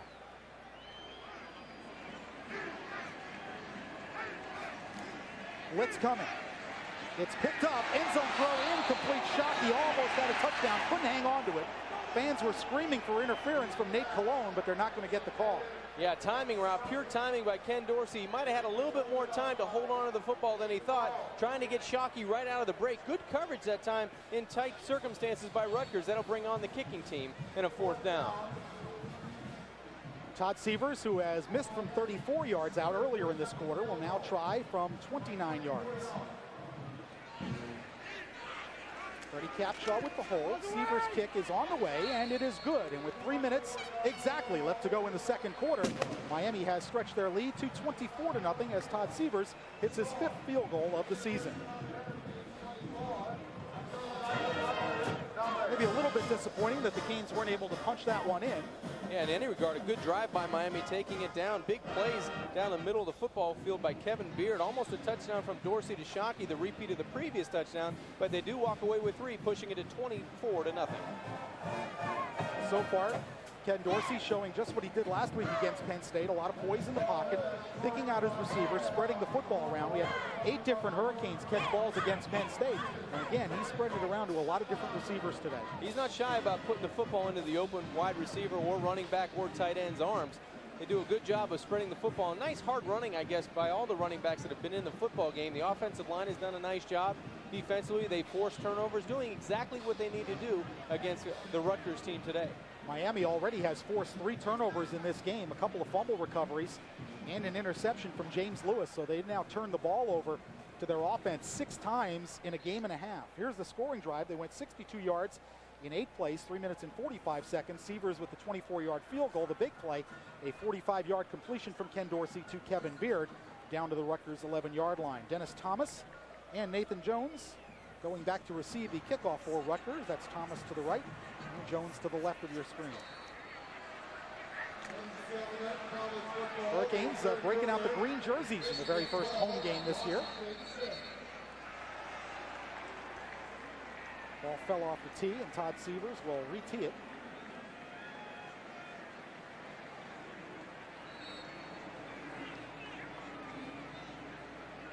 And Severs ready to go.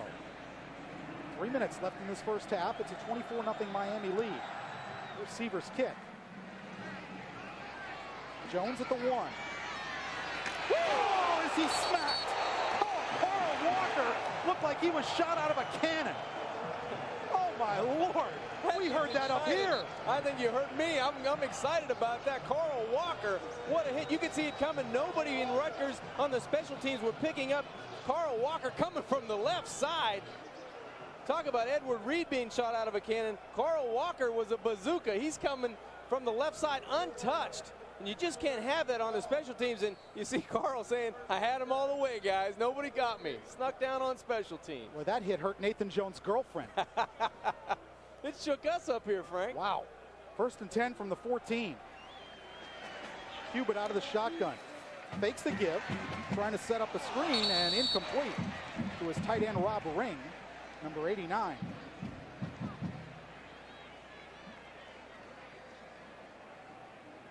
Well, Ryan Cubitt, I can guarantee you, has never faced anything like this Miami defense. It's tough for a freshman quarterback to go out, get a victory against Buffalo, and then come down to the Orange Bowl on a bad day with the balls wet. You got a lot of heat on you. You see it results in his numbers, 4 out of 10 for only 35 yards. Kind of growing pains and under duress today, but he'll be better for it next week, whoever he faces, because he won't see this team speed again, probably this season. 2nd and 10. Thomas the only running back. 3-step drop for Cubitt and throwing incomplete over the head of Jerry Andre, the freshman out of Hialeah Miami Lakes High School. And Greg Schiano came down to South Florida and got 6 Florida kids in his latest recruiting class. Andre being one of them. 3rd and 10 for Cubitt with 2:43 left to go. So if Miami can go a 3 and out here on defense, they'll have plenty of time left before halftime to try and extend the lead. 4 wide receivers in for Rutgers. And the tight end Smith also spread out wide. Empty backfield on a 3rd and 10. Quarterback draw to Cubitt. Got away from Matt Walters, but falls at the 20-yard line at the feet of Al Marshall, number 25. He did get 6, but well short of a first down. Trying to spread the Miami defense out. Cubitt, the only guy left in that backfield. You see Greg Schiano with the punt team trying to get a good snap and good coverage to keep Miami off the scoreboard. Clock moving with 2:20 left to go. Miami has 2 timeouts left. Rutgers has 1. Philip Buchanan in to return the punt for Miami. And Mike Barr will kick it away.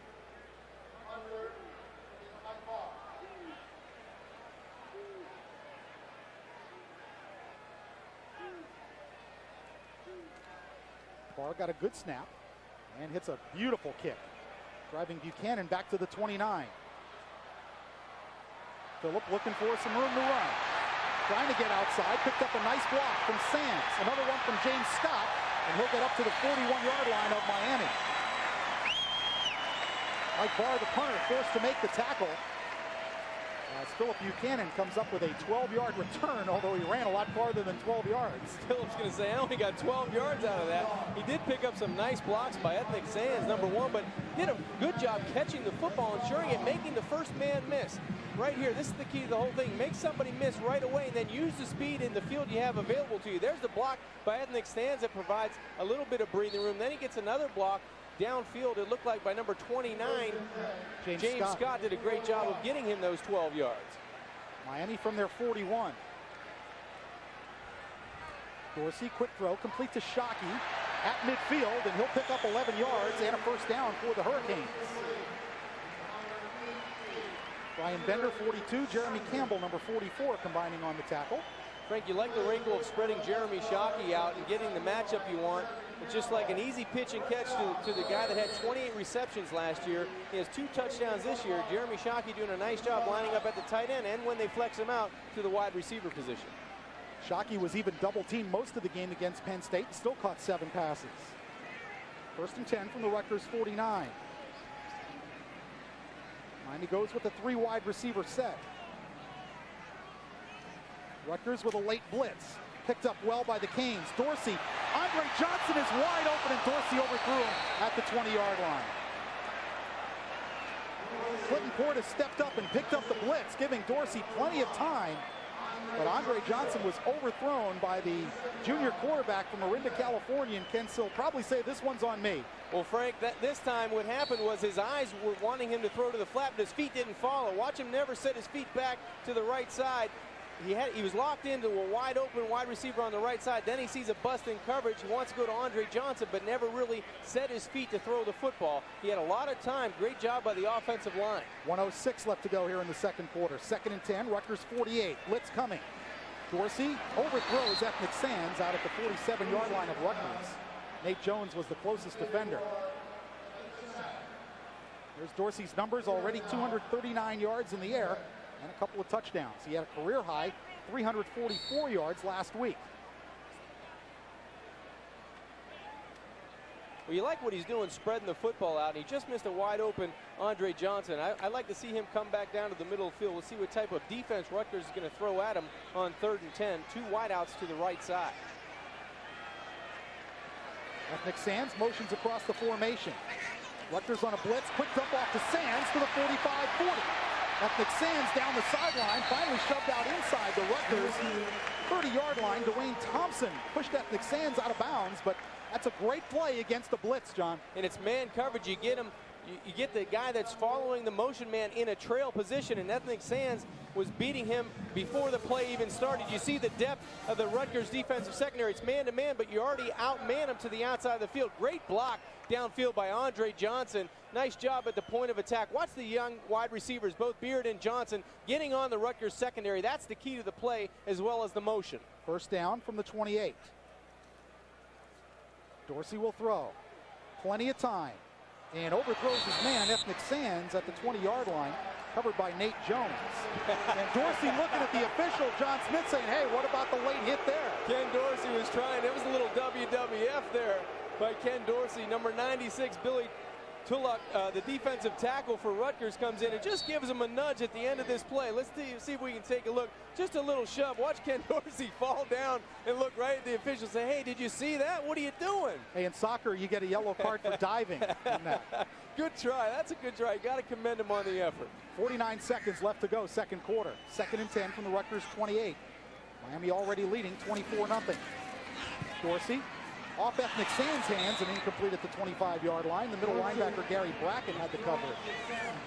The one thing it looks like Ken Dorsey's doing, that time Rutgers came out of man coverage and went to a little bit of a soft zone.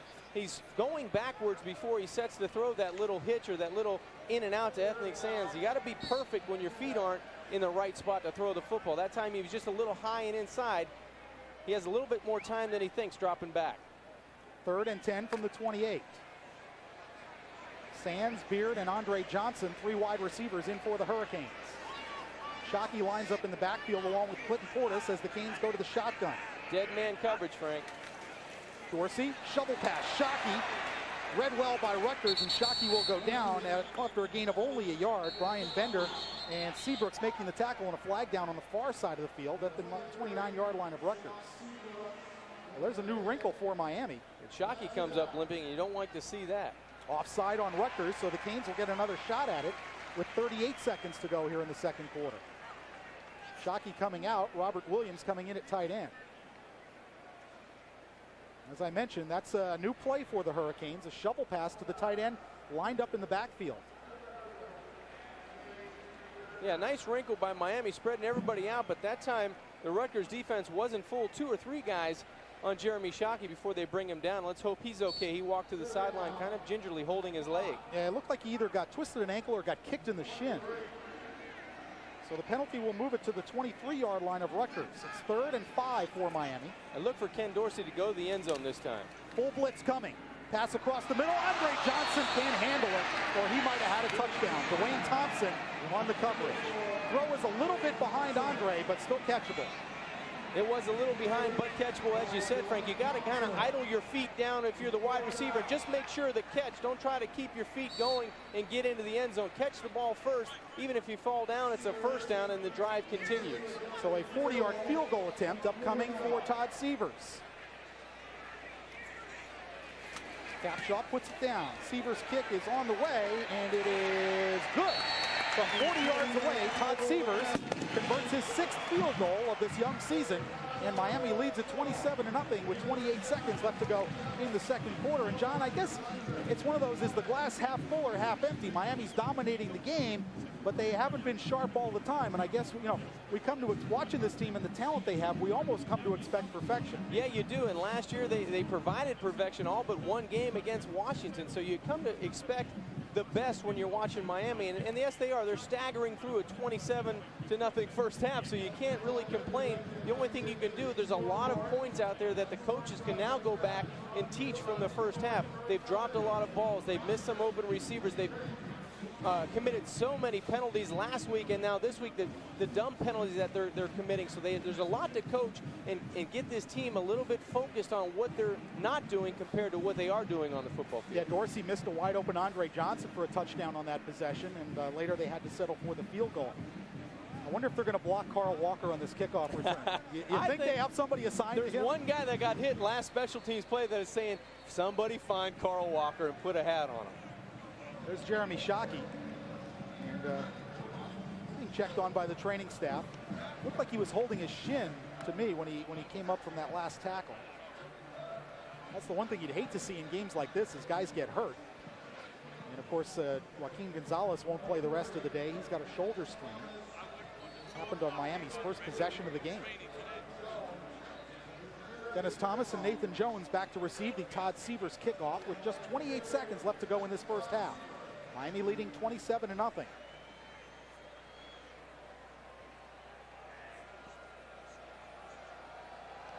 Sievers with the kick. Coming to Nathan Jones at the 7. Jones has it hold. Nathan Jones, penalty flag down. Jason Gathers coming back to make the tackle on a flag down back at the Rutgers 30-yard line. I think they're going to bring this one back. And it is a hold against Rutgers. Well, they got somebody blocked in, but they didn't do it legally. There was a takedown somewhere around the 25-yard line. See if we can pick it up. Good job this time by the special teams creating the wall and getting a little bit of a seam in there. Right here you can't tell if there's a hold anywhere. It happened out of the view of our cameras. It sure did.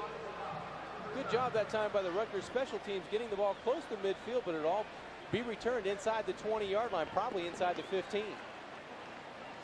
Miami's last scoring drive, 8 plays, 36 yards, a minute and 13 seconds, and Todd Sievers with the 40-yard field goal. So Rutgers, we'll see if they'll take a chance here with only 20 seconds left to go in this first half.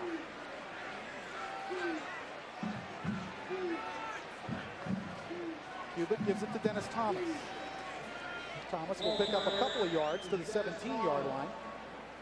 William Joseph, number 94, and Antrell Roll, the true freshman from South Dade High School, in on the tackle, and we're counting down from 7, 6, 5, and that'll do it for the first half. Rutgers will not snap it again. So we have reached halftime here at the Orange Bowl. Miami dominating as expected against Rutgers by a score of 27-0. Still some plays out there to be had for Miami. The lead could be bigger.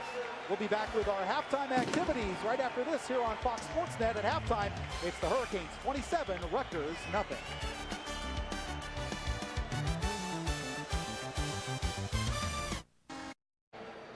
Start of the third quarter here in the Orange Bowl. Miami with a 27-0 lead over Rutgers. Todd Sievers will kick it off for the green-shirted Hurricanes. Nathan Jones and Dennis Thomas back to receive for Rutgers. As Larry Coker said last week when Miami was up 30-0 on Penn State, he doesn't want the game to deteriorate. There's a little pooch kick. Fair catch signaled and made at the 30-yard line of Rutgers. Number 39, Piana Lukabu made the fair catch. So it'll be 1st and 10 for Rutgers. And Ryan Cubitt will lead the white-shirted Rutgers Scarlet Knights onto the field. They'll place it at the 32-yard line.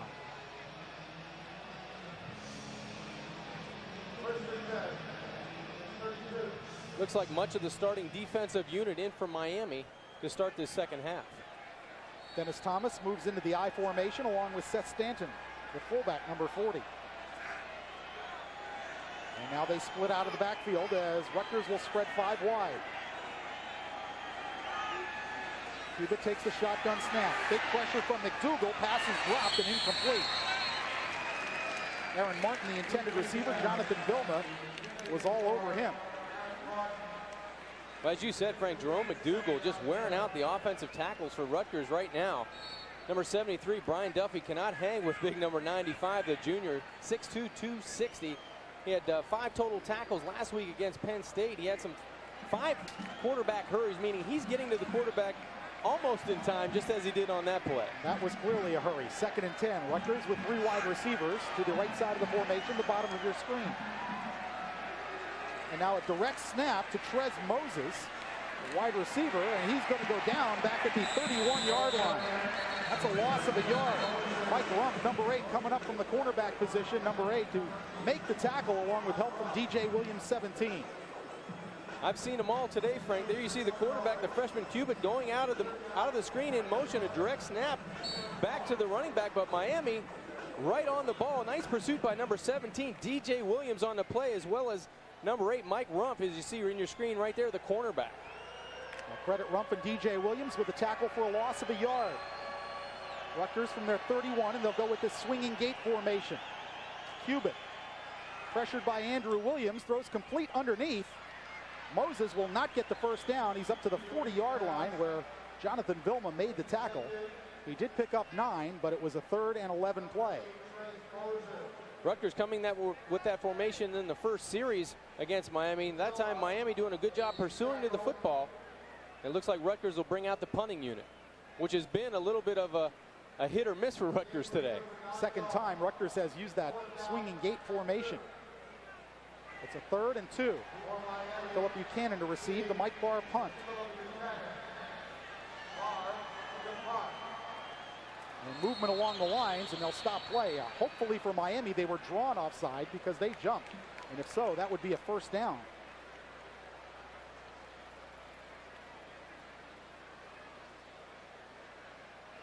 Let's see what John Smith has to say.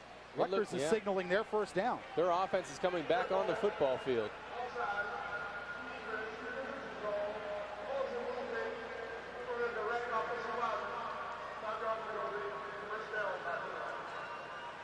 And that'll move it to the Rutgers 45-yard line. So a mistake by Miami on what should have been a 3 and out, and Rutgers will keep the football.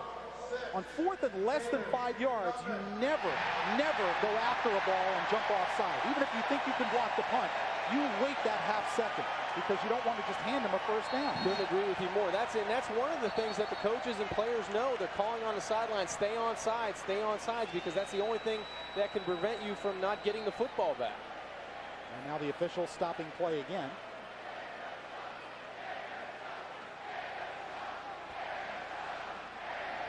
Miami going with their base defense on a 1st and 10 from the 45. Thomas and Stanton shift into the eye behind Cubitt. And Whistle stop this play before it can get started. Miami may have been in that neutral zone and may have caused the flag to come early, but I think Rutgers, somebody on Rutgers' side may have drawn them off sides. Well, it is 5 yards against Rutgers. It'll move it back to the 40. It'll be 1st and 15. So the weather's been sloppy from the start, and for both teams, the play's been a little bit sloppy. You know, even in a game like this, it's 27-0 with 13 minutes left to go in the 3rd quarter. You have to keep your concentration at a high level. One, you'll play at a higher level, but you don't want to cause the stupid penalties, and it may cause injury down the line. You have to keep your performance level at the highest standard. Out of the shotgun.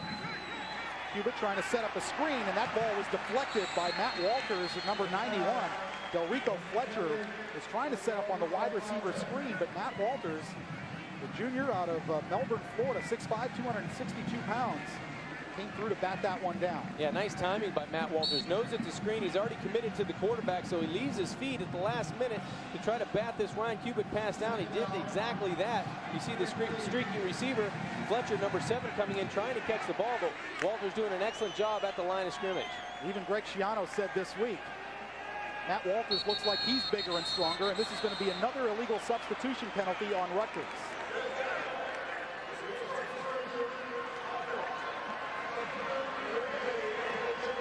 You know, John, you said before, it's going to be tough for Rutgers to line up and play Miami straight up, but it almost seems like they're trying to be too complicated and they're messing themselves up. Yeah, it's almost like they're tricking themselves into trying to play this football game.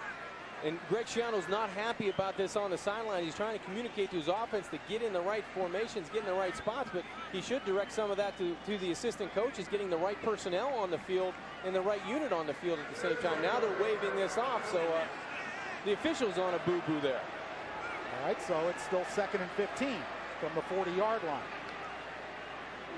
Maybe we should run out of the tunnels and start the second half all over again, wow. Frank. 12:52 to go, 3rd quarter. It's Miami 27, Rutgers nothing. 3 receivers split to the bottom of the screen, including the tight end, L.J. Smith. Motion now from Jerry Andre to make it 4 receivers on this side. That's a lateral pass, complete to Smith. He dropped the ball. Al Marshall there to make the tackle. Beautifully read by Marquise Fitzgerald, who forced Smith to drop the football, and then Marshall cleaned up on the tackle. That'll go down as a loss of 4. Marquise keeping his eye on the football. Personally, can't stand this play when you go throw a lateral behind the line of scrimmage. Only bad things can happen, especially when you're playing a tough, aggressive team like Miami. You see, number 27 was the first guy there, Marquise Fitzgerald, doing a nice job in the Rutgers backfield, along with number 25, Al Marshall, doing a great job out of the secondary as well. This is a 3rd and 19 play for Rutgers. Cubitt out of the shotgun. Cubitt pulls it down, shovel pass, complete to Thomas, who got away from one tackler, but then is brought down by Andrew Williams and Matt Walters at the 39-yard line. It's a gain of 3, and it'll bring up a punting situation for Rutgers. Well, Jonathan Vilma had him in his grasp, but did a good job to slow the running back down on that flip toss ahead from Ryan Cubitt, almost like a shovel pass. He was just trying to get it out of his hands. Did a good job of getting it to a would-be wide receiver or running back in the case, but paid the price there from number 94, William Joseph. Philip Buchanan will stand back to receive the punt at the Miami 20-yard line. Mike Barr to kick it away from the Rutgers 25. Good snap. Barr gets his kick away. A driving kick, sending Buchanan back to the 12. There goes Philip Buchanan breaking through, and he'll get to the 32-yard line of the Hurricanes. And Miami will start 1st and 10. Number 85, L.J. Smith making the tackle for Rutgers. And the Canes will have a 1st and 10 from their 32. So a nice return by Buchanan, who did not dance around. He just looked for the crease and took it. 11 minutes, 13 seconds left to go in the 3rd quarter. Hurricanes lead it 27-0.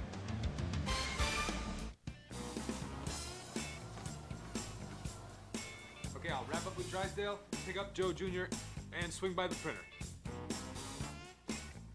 Joe's the type of guy who likes to be productive, especially when he's working at home. That's why he went to fastaccess.com.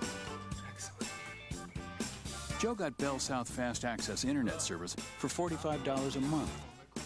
That's usually less than dial-up in a second phone line. Fast Access DSL lets him download files in a flash, talk on the phone, email his brother, all while he's surfing the web. He also got a $50 web certificate for signing up online. And the best part? Now Joe has plenty of time to relax. To see if you can get Fast Access DSL, go to fastaccess.com. Connect and create something. Bell South. When you travel on business, don't downsize. Amerisize at AmeriSuites.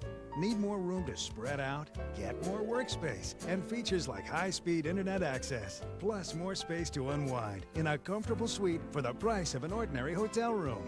And when it comes to breakfast, don't downsize. Amerisize. Get AmeriSuites' free Bountiful Breakfast Buffet every morning. Next time, check into AmeriSuites. Don't downsize. Amerisize. NHL news, the Florida Panthers have new owners, and with it, yes, the Bure brothers have been united in South Florida. At the age of 21, Roberto Luongo was voted the best young prospect. You've got a lot of reasons to get Panthers season tickets, because we've got one goal. Win. Get season tickets now, starting at just $2.99. Call 954-835-PUCK. Won that one. Well, the Hurricane fans want Washington. That'll be next week. Right now, it's the Canes 27, Rutgers nothing, and a little bit of an exchange program between these two schools, if you will, or at least these two states. Miami has 6 New Jersey players. Rutgers has 10 players from the state of Florida, including 6 from South Florida, so a little cross-pollination there of high school talent. Yeah, and Miami's got a streak going with players from New Jersey and Pennsylvania and throughout the East, so a lot of exchanging of skilled players from the state of Florida and going to get some bulk from the other states up north. And there you see a good shot of your All-American Brian McKinney, who's done an excellent job in the first half for this offensive line. From Woodbury, New Jersey. Exactly. 6'9", 336-pound senior, and as you can see, the rain has begun to fall harder here in the second half. First half was pretty much just a light drizzle. 1st and 10, Miami from their 32. Kevin Beard motions across the formation. Give us to Clinton Portis. Find a nice block from Vernon Carey, and he'll go across the 35 to the 36-yard line. Torrance Hedgie, number 6, making the tackle for the Rutgers defense as Portis picked up 3 on a first down carry. Look for Miami to run the football a little bit more in this 3rd quarter with the rain falling a little heavily. Brett Romberg did an excellent job, the center, number 66, really turning that nose guard back and giving some room to the right side for Bibla and the rest of that crew up front. Vernon Carey, you see number 60 there, doing a great job on the offensive line. Just a miserable day weather-wise here at the Orange Bowl. 2nd and 7. Dorsey, 3-step drop. Wide open. Sideline, Jeremy Shockey's got it. There goes Shockey, 30. Jeremy cuts back to the middle, and he's dragged down at the Rutgers 10-yard line. Sean Seabrook saved the touchdown for the time being. Again, when you split him out to the outside, you think he's a big load, but he can move, and he did a great job at the line of scrimmage. Although he's hobbling back to the huddle, he makes a miss on the outside. The cornerback takes for granted the size, but he knows he has some speed, gets by the corner. You see right there, Nate Colon, and now it's off to the races. The big guy trying to pump it into the end zone for Miami. Gets dragged down from behind by Seabrooks, number 23. Great job by Ken Dorsey putting some air under the football and letting his big tight end run underneath it. 56 yards on the completion from Dorsey to Shockey. First and goal from the 8. Portis with the football, puts his head down and gets close to the 5-yard line. It'll be second and goal for the Hurricanes. Bill Hambrecht, number 45, credited with the Rutgers tackle. And it'll be a second and goal. And this is where the Canes have kind of bogged down on a couple of possessions, both against Penn State, settling for 4 field goals, and here against Rutgers. Shockey coming off. Looks like he's got that right ankle taped on the outside. He might have a problem. That might be the last you see of him today. Yeah, he hurt it in the first half. Came back with the tape job here in the second. On a second and goal. Dorsey gives it to Portis. Portis tripped up, but still gets down to about the 2-yard line. Number 42, Brian Bender, got a piece of Portis' ankle as he came on the blitz. You called it, Frank. Bender was the only guy keeping number 28 out of the end zone. Good, tough running inside the tackles again by Clinton Portis. You see Bender right there, just getting a piece of his right leg. Clinton trying to hurl himself towards the end zone, gets down to the 2. Jeremy Shockey back in for Miami, as the Canes will go with a double tight end on this third and goal from the Rutgers 3.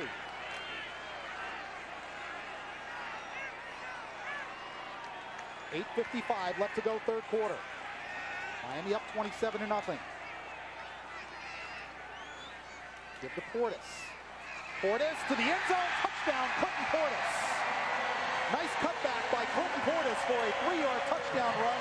8:44 left to go, third quarter. It's now 33-0 Canes, with the extra point attempt upcoming. All set up by that 56-yarder from Ken Dorsey to Jeremy Shockey. Number 28, Clinton Portis. He does the rest. Good, tough running. 2 hands on the football. He's got his shoulders down, and he finds the end zone for a Hurricane score that'll push the lead to 33-0. Todd Sievers on for the extra point. Miami just went with power football, and they push it into the end zone. Capshaw gets it down. Sievers' kick is on the way, and it is good. And with 8:44 left to go in this third quarter, it's now Miami 34, Rutgers nothing. Clinton Portis picking up his first rushing touchdown of the season. We'll take a break. It's Miami 34, Rutgers nothing here at the Orange. Due to time constraints, we now move ahead in the program. Back at the Orange Bowl, 5 minutes to go in the third quarter. Larry Coker's Miami Hurricanes with a 34-0 lead over Rutgers. Scarlet Knights have the ball at their 2-yard line. Dennis Thomas, and he goes nowhere. Vince Wilfork in there to make the first contact, and then Jarrell Weaver, number 58, finished off the tackle. Yeah, Rutgers has to be very careful, Hill, not to get a safety, because Miami's been dominating that offensive line of scrimmage. You see number 58 coming out for Miami right now. Jarrell Weaver doing a nice job on first down for this Canes interior line. Loss of a yard. 2nd and 11 from the 1. Empty backfield. Cubitt with a sneak. He'll get out to the 3, maybe the 4-yard line. Just giving himself some room. And it'll bring up 3rd and 8 for Rutgers. Probably one of the worst feelings for a young quarterback is to come out with the ball on the 1-yard line with a wet football, and it's been raining very heavily this afternoon in the Orange Bowl. So looking down at that long field, just trying to move the chains once or twice to gain some field position. Santonio Thomas, number 56, the sophomore, out of Belglade, in on that last tackle for Miami. They'll spot it at the 3, so it'll be 3rd and 9.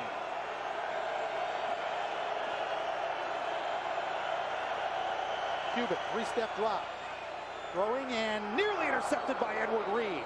Sean Carty, the intended receiver, and Edward Reed nearly had his 2nd interception of the season. Very tough throw and catch that Rutgers has been trying versus cover 2 all day, meaning there's a cornerback that is head up on the wide receiver, and Edward Reed's coming from the hash. You're going to try to prevent that long throw. It takes a long time on a dry day, especially with a wet and heavy football today. Edward Reed almost had a couple interceptions on that one play. And now Mike Barr will be backed up against the edge of his end zone to punt it away to Phillip Buchanan. Miami lining up like they're going to try and come after this kick.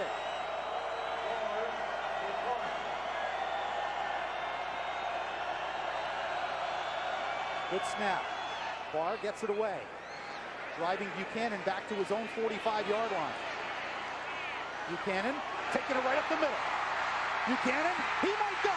Philip Buchanan to the end zone with a punt return for the touchdown of 55 yards. Unofficially, it may be closer to 56. We'll check, but with 3:25 left to go, Philip Buchanan doing his best Santana Moss impression, running it back for a touchdown. That's exactly right. He's doing a great interpretation of little number 6 going down the middle on special teams for a touchdown. Great job by Philip Buchanan and a couple great blocks. It looked like Kellen Winslow Jr. also with a big block down the middle of the football field. You see everybody working hard. They've been doing that all afternoon on special teams. It just takes a little time for Philip Buchanan to pick a hole. Great block there by number 93, John Square. And then it's off to the races down the middle. Buchanan for 6. That makes it 40-0 with Seaver's extra point coming up, and it is good. And with 3 minutes and 25 seconds left to go in the third quarter, Miami has stretched their lead to 41-0. Philip Buchanan, the junior out of Lehigh, Florida, we'll call that a 56-yard punt return. Probably the biggest play was made by number 25, Al Marshall. He let Philip Buchanan make the first guy miss, didn't block him in the back. That time a good decision on special teams, and that allows Buchanan to go in for the touchdown. Well, you got to remember, even in a game like this, John, football is still a game of field position. You go back to the Capshaw punt that's down at the 1-yard line. You force the punter to rush his kick to avoid getting it blocked, and the coverage isn't as good coming out of your own end zone for Rutgers because you have to stay that extra half second to protect, and that gives Buchanan all the time he needs. And Miami's been so close to breaking one on special teams today. They've done a nice job of hustling down on cover teams, getting in the right positions for the blocking on the return teams, and you see the celebration on the sidelines, a well-deserved smile and a drink of Gatorade by Philip Buchanan. Philip Buchanan, considered by some to be a better baseball player than a football player coming out of high school. But I'll tell you what, after spring practice, one of the Hurricane coaches said to me, the best football player on our team is Philip Buchanan, period. Because in spring ball, they couldn't complete a pass on him. Rob Chudzinski, the offensive coordinator, told me a couple weeks ago, I know our wide receivers are getting better in the fall because we're catching a couple balls on Philip. In the spring, we didn't catch anything on him. It's a great defense. They've got a wealth of depth at the secondary position, and today other guys have come up big on special teams. Sykes, number 36, Al Marshall's done a great job, but Philip Buchanan's an anchor on that special teams. Well, Todd Sievers will kick it off. Nathan Jones and Dennis Thomas back to receive. And this will drive Jones all the way back 5 yards deep. He'll take a knee, and a smart thing to do. The touchback will bring it out to the 20-yard line. That's where Rutgers will start 1st and 10 with 3 minutes and 18 seconds left to go in this third quarter. And I'm sure at this point, we may have seen the last of Ken Dorsey. I think you've seen the last of this guy, too. Jeremy Shockey getting some ice on that. It looks like his Achilles or his ankle, and yeah, you're done. That's right. Put him on ice. So Rutgers will snap it 1st and 10 from the 20. Jeremy Shockey had a career-long reception today, 56 yards. Tickets sold for this game, 39,804. And even despite the rain, I think most of those people showed up. Cubitt out of the shotgun. Trez Moses takes the handoff after he came in motion. Moses cutting inside, picks up only a yard. Jarrell Weaver, number 58, made the contact. Moses tried to spin away and fell down after a gain of a yard. Nice pursuit that time by the young Hurricane defense. You're not going to beat him to the perimeter. That time Weaver was on to what Moses was up to. Nice handoff there on the run by the young freshman quarterback, and there you go. You can't beat him to the outside. Miami's pursuit is too great, too fast to get outside. Miami's defensive line now made up of Jamal Green, Santonio Thomas, Vince Wilfork, and John Square. That's the second unit, and not a lot of drop-off in that unit. Cubitt will throw. Blitz coming. Fitzgerald with the sack and a fumble. Here's John Square to pick it up, and they'll score a Miami touchdown. A Miami team which scored 8 defensive touchdowns last year has their first of 2001 as Marquise Fitzgerald, the nickel, came on the blitz. Marquise coming on the edge. Nobody picks him up on the Rutgers line or defensive or offensive back. It's an empty backfield. Nobody there to pick him up. You got to get rid of the football. You see Fitzgerald throwing the football out around the 5-yard line, 93 square. The defensive end picks it up and rumbles in for the touchdown. But that's got to be on the quarterback. He's got to get rid of the football. Nobody there. Too many defenders coming in and not enough guys in white jerseys to pick them all up. An easy defensive score for the Hurricanes. A 5-yard fumble return from John Square. Fumbled snap. And Todd Sievers will pick it up and fall on it. Of course, the defense can pick that up and go the other way for 2 points. So the snap a little bit high, and with a very, very wet football, it went through Freddie Capshaw's hands. So the extra point attempt is failed, and it stays 47-0 for Miami. John Square, the freshman defensive end out of Houston Yates High School. They list him at only 201 pounds, John. For a defensive end, you say that's ridiculously light, but really he only plays in passing situations, and he's very, very difficult to block off the edge. And he did a great job on special teams on the last special teams play to provide Phillip Buchanan a little room to run up the middle. Now he comes back with a 21-yard fumble return for a touchdown. Only had to go 5 yards. He picked it up on the 5, so we'll give him a break there. And Larry Coker has to be happy with the energy that they're playing with later in the third quarter with 2:33 left to go in the third. And we are going to see the last of Ken Dorsey, I'm sure, as Derek Crudup is warming up for the Hurricanes on the sideline.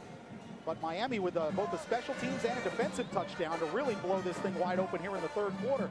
It was 27-0 at halftime. It's 47-0 now with 2:33 left to go in the third.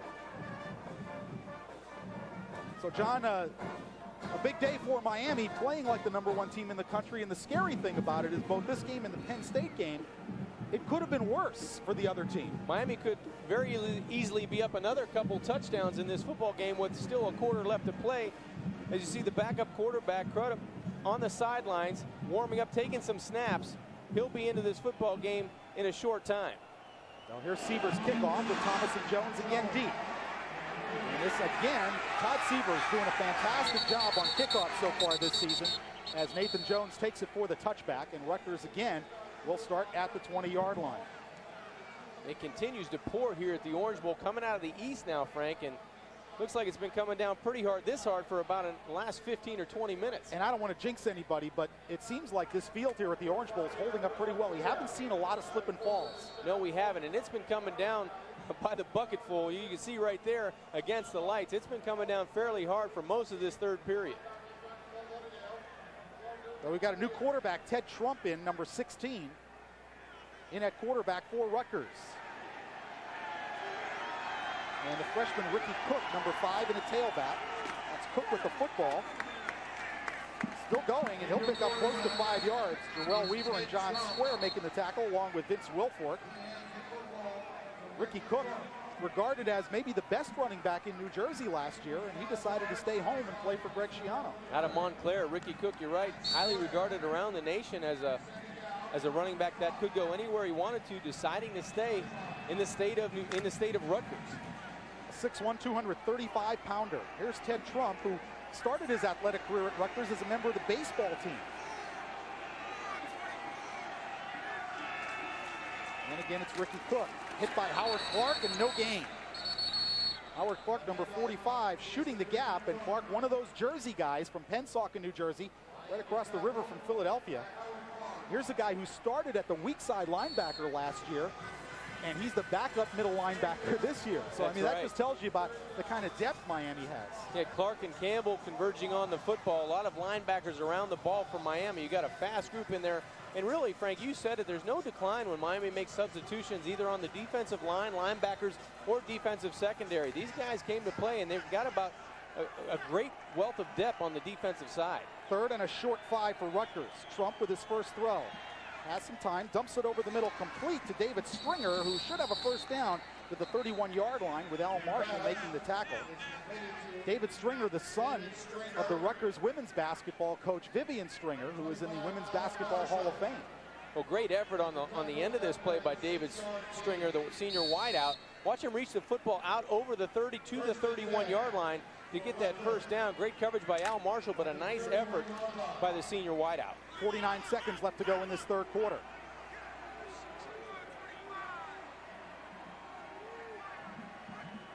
Trump will give it to Ricky Cook. And he is tackled after a gain of 3 or 4 yards. Howard Clark, number 45, there to make the tackle. Call it a gain of 3.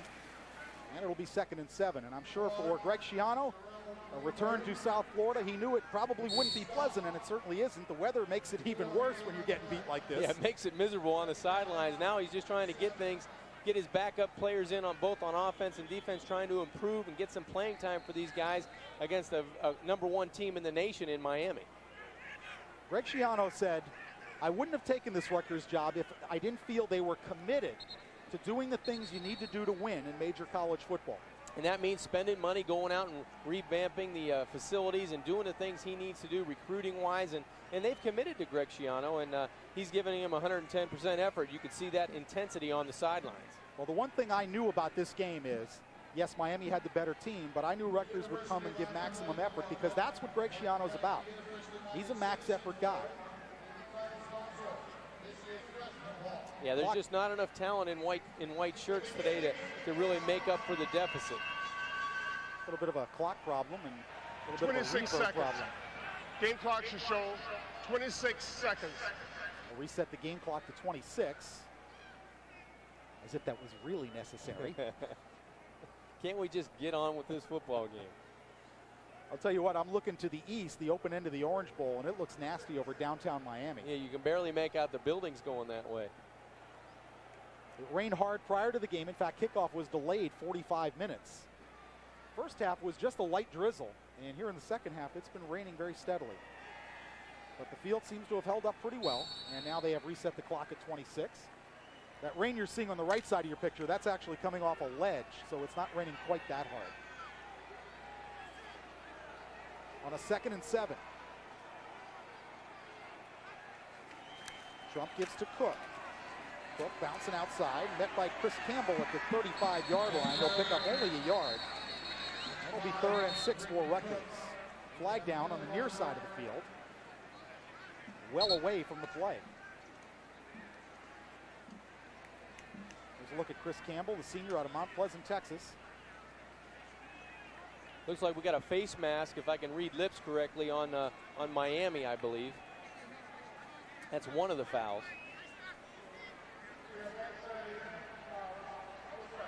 Illegal motion, offense, personal foul, face mask, defense, offset, 2nd down. So they'll replay 2nd down. It will remain 2nd and 7. They'll move the ball back to the 34-yard line.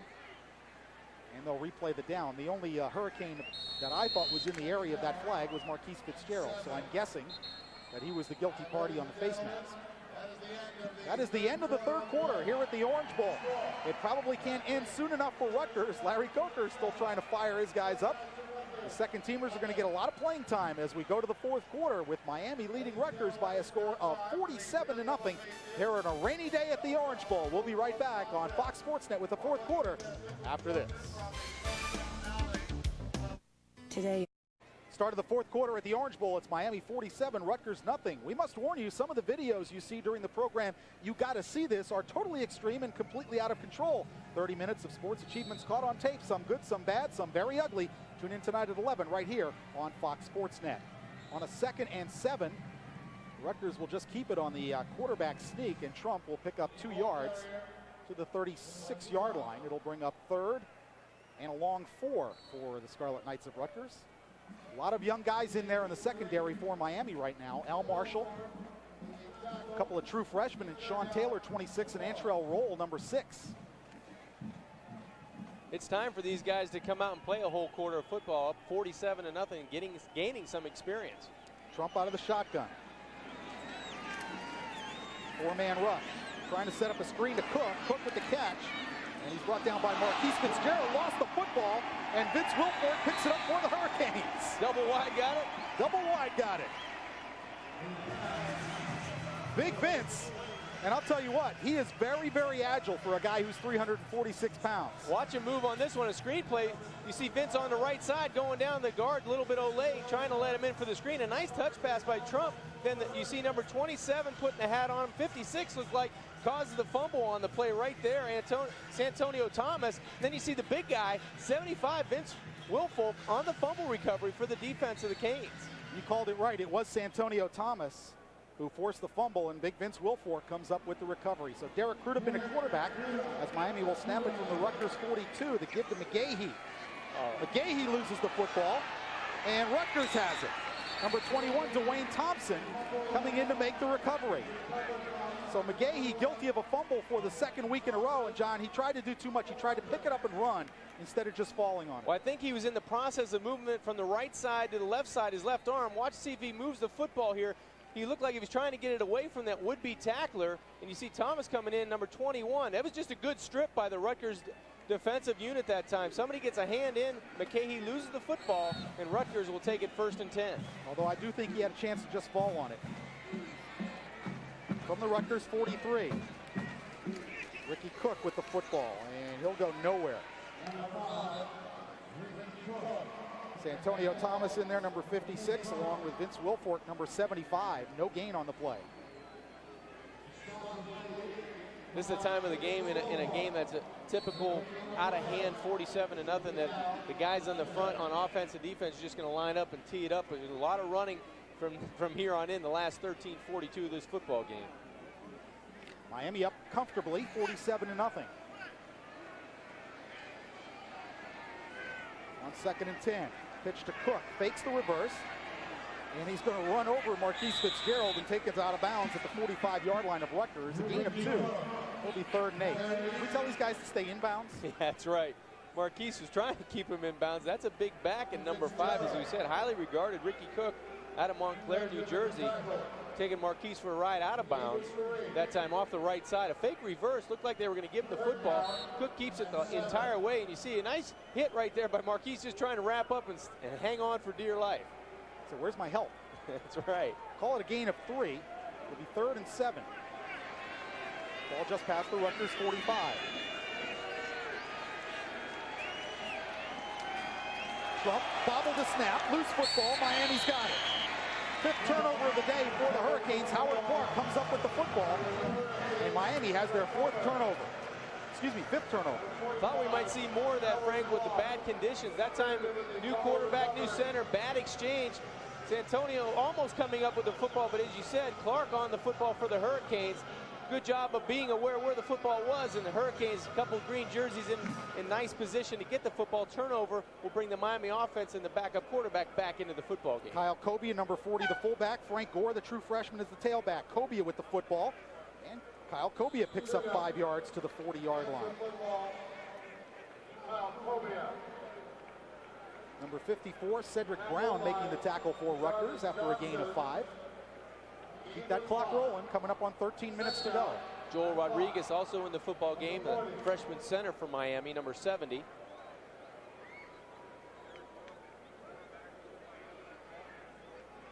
On a 2nd and 5. Canes in the eye. This is Frank Gore. Gore trying to pick his way through, and he'll get close to 1st down yardage at the 36-yard line. He'll be about a yard shy. Number 59, Marcus Perry on the tackle for Rutgers. Frank Gore, of course, out of Coral Gables High, the best running back in Dade County history. Last season, in 11 games, he had 2,600 yards. Almost impossible. Frank Gore right out of the hometown, putting on the U on his helmet for the first time at home. Doing a nice job on that 2nd down. We saw some action last week at Penn State. 3rd and 1. Give to Kobia. Puts his head down, tries to move the pile, and he has the 1st down at the Rutgers 34-yard line. The Canes offensive line right now, Carlos Joseph, 76 at left tackle. Ed Wilkins, 72 at left guard. Joel Rodriguez is the center. Joe McGrath is the right tackle, and Joe Fonagrassi is the right guard. So all 2nd unit guys in there on the offensive line. And of course, you see 81 there, Kellen Winslow Jr. in at the wide receiver position. Larry Coker saying last week when Derek Crudup was in the game, he wanted to try to throw the football, but the game was out of hand. In this situation, kind of tough for him to get his feet wet throwing the football, but he'll do it on 1st down. Against the blitz, Derek steps up and he'll take off. And Crudup's still going. Derek Crudup, he's down to the 10-yard line. Derek Crudup with a 24-yard gain before Nate Jones made the tackle. I think I anticipated a little bit too much. He went back to throw the football, decides to tuck it and run. As you said, Frank, against man coverage, everybody running away from the quarterback, and he does a great job. Derek does a tucking it under his right arm, making a couple people miss, and almost getting into the end zone, getting it down to the 10-yard line. It'll be 1st and goal for the Miami offense. Well, Derek didn't throw the ball last week. That was more a function of field position. Miami had it inside their 20-yard line both times when he came in the 4th quarter. So they just ran the ball and tried to avoid the turnover. There's Frank Gore. Gore must be great. And Frank Gore will have his first touchdown as a Miami Hurricane as he scores from 10 yards out, and that almost looked easy. It looked too easy. Gore coming in from the 10-yard line, making the first man miss right at the line of scrimmage. Excellent cut. Frank Gore goes in for his first collegiate touchdown. The first of what may be many, and he gets a big, big hug from Clinton Portis. Great move right at the point of attack, making 3 or 4 white jerseys miss and goes in untouched from the 10. Todd Seaver is on to attempt the extra point as Miami now leads it 53-0. Frank Gore, the true freshman from Coral Gables High School, picking up his first touchdown as a Hurricane. Capshaw takes this snap without a problem, and Seavers knocks it through. And with 11 minutes and 5 seconds left to go in the 4th quarter, it's Miami 54, Rutgers nothing. Frank Gore scoring on a 10-yard touchdown run for the Hurricanes. We'll be back with 11:05 to play right after this.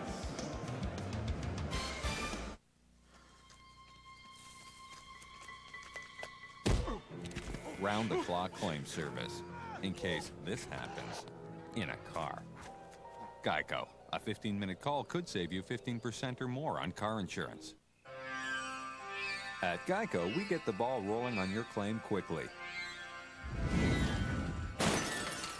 Even in the middle of the night.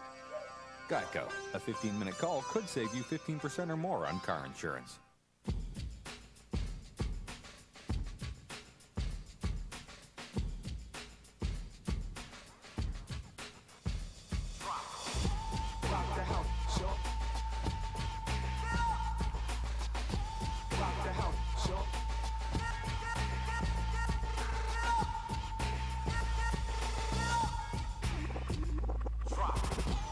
Captain Morgan Original Spiced Rum. Everything tastes better with a splash of the unexpected. The NHL returns to Tico Arena. The Carolina Hurricanes, a parent club of your Florida Everblades, are back for 2 exciting games at Tico Arena. First, the Canes will play Saturday, September 15th versus the Tampa Bay Lightning. Then Tuesday, September the 18th versus the Florida Panthers. Tickets are on sale now, starting at just $12 and are available at the Tico Arena box office, all Ticketmaster outlets, or by calling 334-3309. You can also order online at Ticketmaster.com. The NHL returns to Tico Arena. Don't miss it. We know sweat on hardwood, blood on ice, flesh on diamonds, rings and tires. We know hearts beat stronger, hopes hope harder. For victory, our souls we barter. We know karmic waves of pride and glory, and when pain's the only story, we know the tears you're concealing.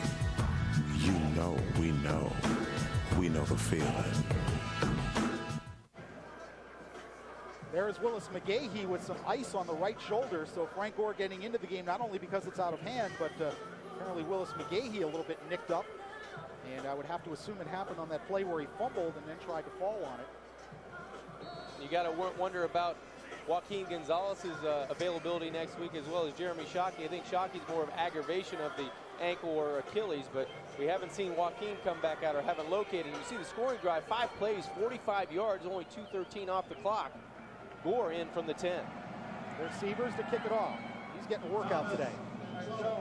Nathan Jones at the goal line. And he will go down at the 15-yard line. The Hurricane special teams swarming. Some of those young guys, Ken Dangerfield, 47, Darryl McClover, 49. In on the tackle for the Hurricane special teams. Rutgers will again start inside their 20. There's Joaquin Gonzalez.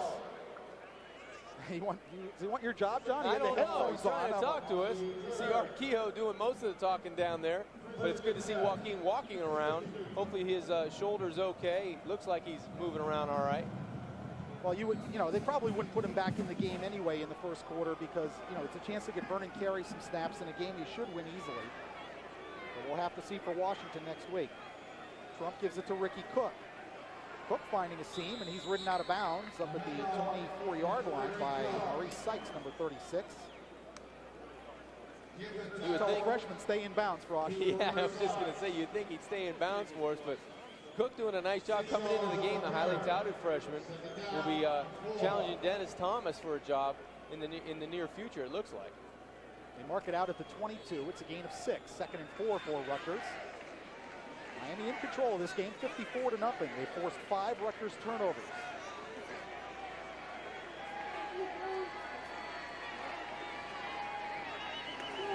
Again, Cook with the football, and he ran into a stone wall by the name of Vince Wilfork. Number 75, Vince Wilfork. He is just a space eater, John. The guy eats up space. It's a bad sign when you're a running back and you get off from the ground and you're facing the wrong way. Watch this. He just gets rejected back towards his own goal line, and that's a bad sign. Watch big number 75 taking on almost 3 blockers and coming up from the ground. That's your strength. What a great play that time. Vince saying, not over here, buddy. From Lantana, Florida, the freshman. Loss of a yard. It's 3rd and 5.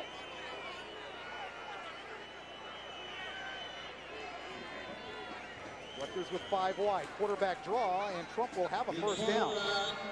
Out to the 27-yard line, Ken Dangerfield, number 47, and Andrew Williams, number 99, making the tackle.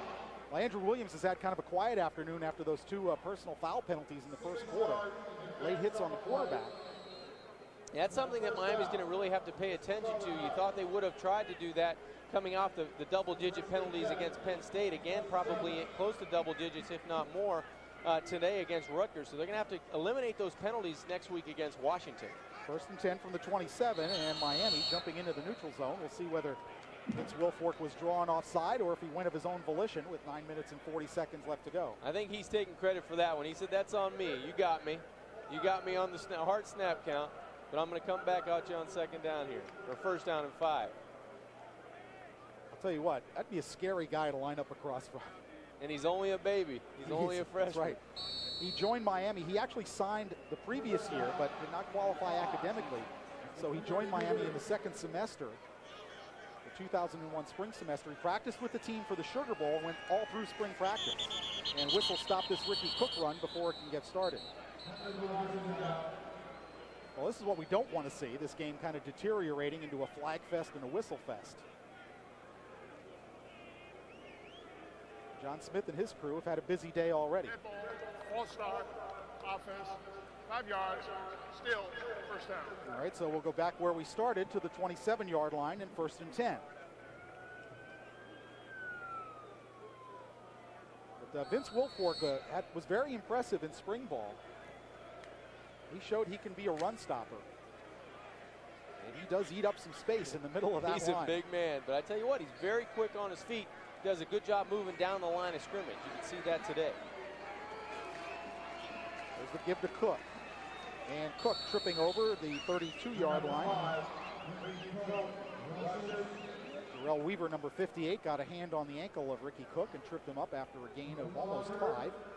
He's 2nd and 5. Clock moving with 8:53 left to go here in the 4th quarter. Miami leading 54-0. Frank Fortin, John Congemi with you. Good to have John back. Gino Toretta did a great job last week in the Penn State game, filling in for John, who was away playing in the Celebrity Golf Tournament and cashed a pretty nice check. Not bad. Here's Ricky Cook with the handoff. Got away from one tackler. Flag down as Vince Wilfork made the tackle at the 36-yard line. It'll be a yard short of a 1st down, depending on what the penalty is. He's an intimidating defensive tackle, to say the least, big number 75. Personal foul on the Hurricanes. That'll give Rutgers a 1st down.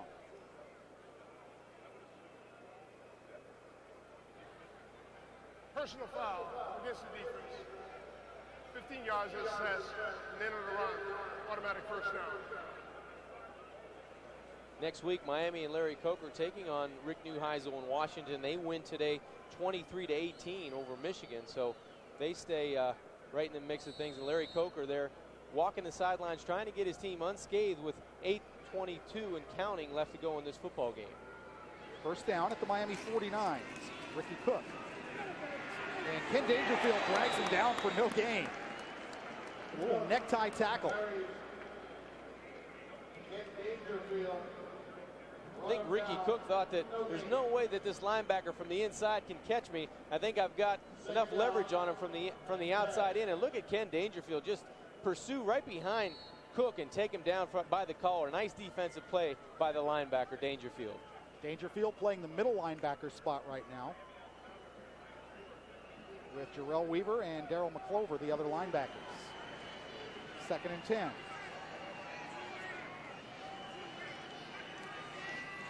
Trump to throw. Throwing down the near sideline. Penalty flag down, and that ball is incomplete. Penalty Marcus down. Jerry Andre, the intended receiver, as he was battling with Al Marshall. Intended for 80, Jerry Andre.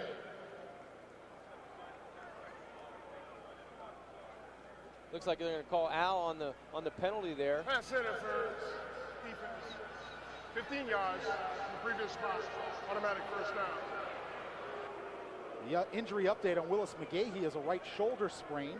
He obviously won't play anymore today. We'll have to see next week. So a couple of 15-yard penalties keeping this drive alive for Rutgers as they move it to the Miami 34-yard line. Al Marshall, guilty of pass interference. He was beaten for the only touchdown last week against Penn State. In the 4th quarter. 1st and 10 from the 34. Ricky Cook escaped one tackle, and he's still going, taking Miami tacklers down to the 30-yard line. John Square, number 93, finally brought him down with some help. Yeah, that time Ricky Cook moving the pile on the short side of the football field. A lot of Miami tacklers in the area, but the white jerseys were just moving down the field that time. 93, the hero, John Square, with the touchdown recovery, the fumble recovery on defensive score, comes up with the tackle. Pickup was 4 to the 30-yard line. We're at 6:57 left to go in this ball game. Najee Davenport, his day, of course, done. He scored a touchdown back in the 1st quarter.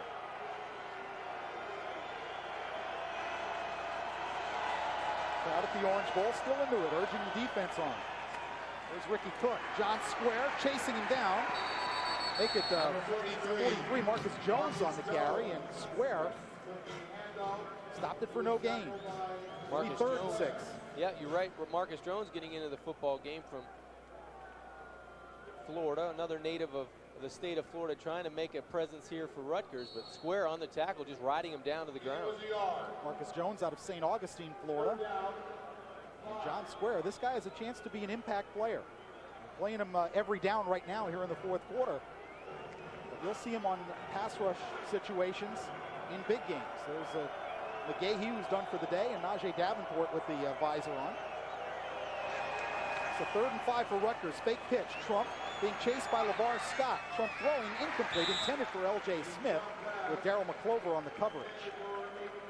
And it'll be a 4th and 5 for Rutgers, and they have nothing to lose right now. They're rolling the dice. No rolling the dice, really. You want to go for it and get your players out there, try to get on the scoreboard. Willis and Najee having a good afternoon for the Hurricanes backfield, along with Portis. A couple of Miami Central guys. Miami Central High School.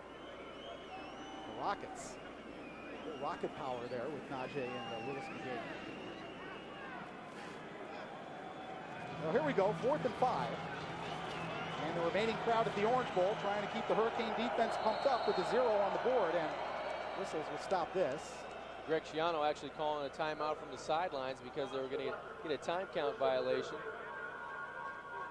So Rutgers takes a timeout with 5 minutes and 50 seconds left to go. We'll take a timeout as well. 5:50 left here in the Orange Bowl. It's Miami 54, Rutgers nothing. We'll be right back. Today in Florida, 500 women heard the news. Some cried, others could only laugh, while some were simply speechless. And when months from now, hundreds of new babies are born, this day will be remembered as the one when everything was perfect. And the last thing on 500 minds was health plans, which is exactly the way it should be. Blue Cross and Blue Shield of Florida. The best health plan is the one you don't have to think about. When you call Compact Direct, you'll get a PC built exactly the way you want it, like the Compact Presario 7000T. starting at just $11.99. Choose one of the latest Intel Pentium 4 processors, hard drive, memory, monitor, options like a CDRW drive, and even your choice of colors. To buy now, call 1-800-276-2360 and get a free compact printer and a free upgrade to Windows XP Home Edition.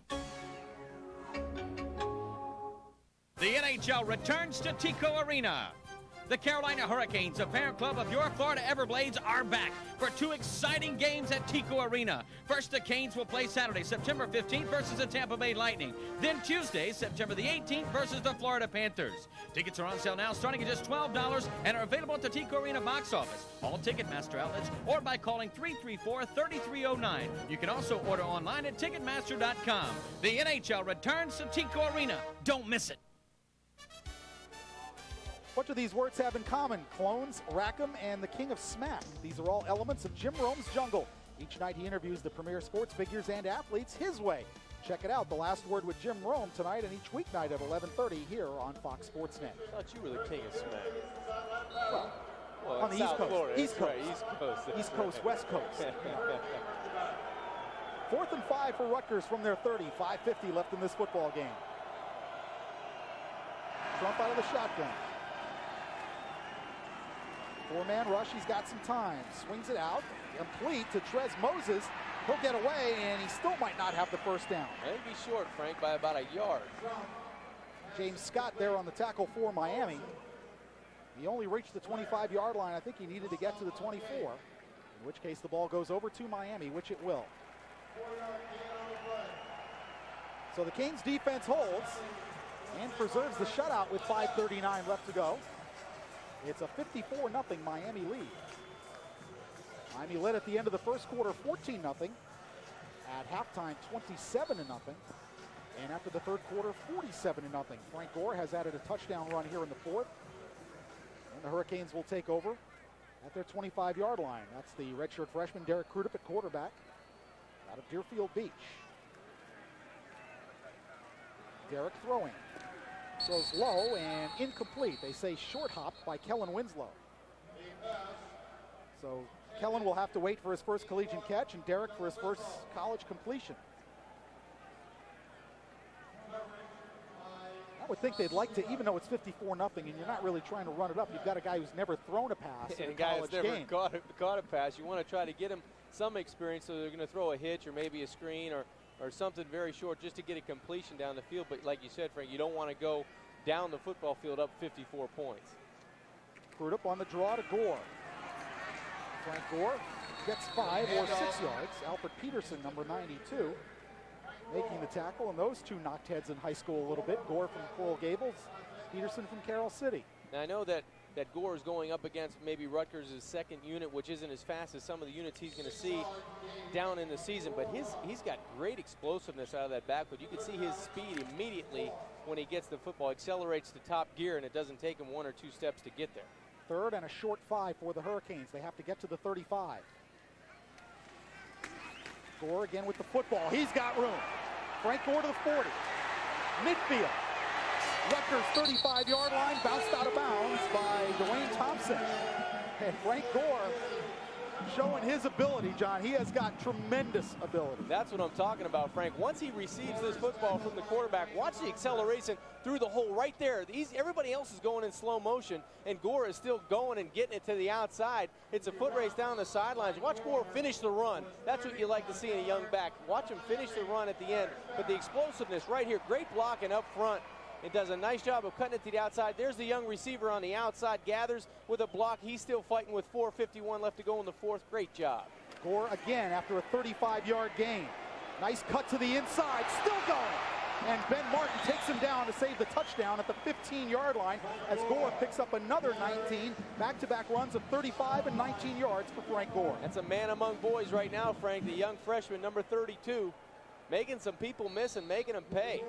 Great job by the offensive line. A huge hole off the left side, but watch the move inside, outside, then back to the inside. Just losing number 20, Jarvis Johnson, the DB. Finally 29, Ben Martin on the tackle, but Gore going forward. Can't teach that, can you, John? No, not at all. Here's Kobe, the fullback, with a carry, and he'll squeeze out 3 yards. They'll bring up a 2nd and 7 with 4 minutes and 19 seconds and the clock moving here in the fourth quarter.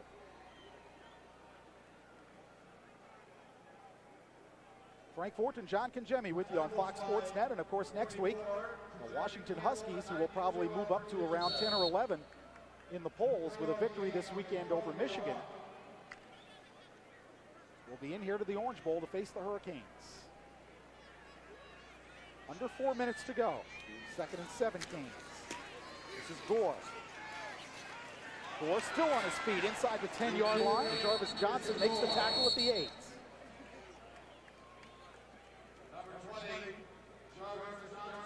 Gore reminds me of the young Clinton Portis when he used to come into the game and make people miss. And even when there wasn't any room to run on the right side, he'd find a way. You see his numbers there, 6 rushes for 78 yards. He's going to come out of the game right now, and Jared Payton's going to come in to a round of applause for the Hurricane faithful that'll still hear the Coral Gables native coming out of the game to a warm reception. Nate Leonard, a linebacker for Rutgers, is being attended to by the Rutgers trainers. He's down at the 13-yard line with an injury. We'll take a timeout with the injury. 3:28 left to go. The Hurricanes lead Rutgers by a score of 54-0 here at the Orange Bowl. All right, Junkyard Warriors, begin! I need that hose, and I need it quick. Junkyard Warriors like to build. We still need an axle. It's right here. Junkyard Warriors like to weld. Try to start it up. No. You got nothing? Junkyard Warriors like to win. A new season of Junkyard Wars premieres September the 12th. New day, new time. Wednesday at 9, only on TLC. Welcome to the coolest entertainment on earth. This is NHL Breakout. Slide into the fun and meet the players. Get here and test your slap shot. Play great games and join in the action. Take part in the best off-ice hockey festival anywhere for all ages. You have to get here when NHL Breakout rolls into town. Hosted by the Florida Panthers on September 22nd and 23rd and located at the National Car Rental Center. For more information, call 954-835-7777 or log on to NHL.com. Hi, I'm Kevin Millar. Fox Sports Net and the Florida Marlins are once again teaming up to help 68 inner-city classrooms in Miami-Dade, Broward, and Palm Beach counties through Adopt a Classroom. It only takes $500 to help students and teachers get the tools they need to make this school year even more fun and exciting. If you or your company would like to adopt a classroom or receive more information on this rewarding program, contact Adopt a Classroom today. You can help build a brighter future for South Florida students.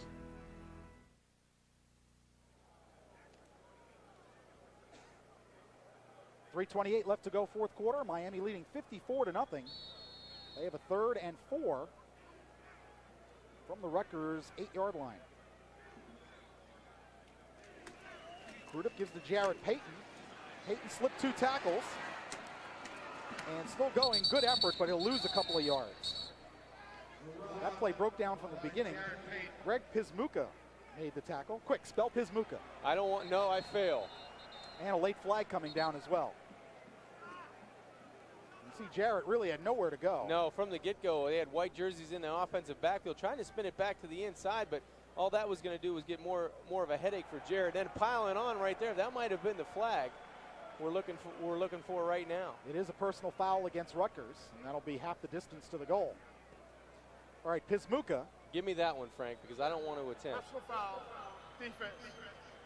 Penalties had this distance to the goal, automatic first down. All right, Pismuka. There's Greg and Marty on this Rutgers team. P-Y-S-Z-C-Z-Y-M-U-K-A. That sounds like alphabet soup to me. He needs to buy a vowel.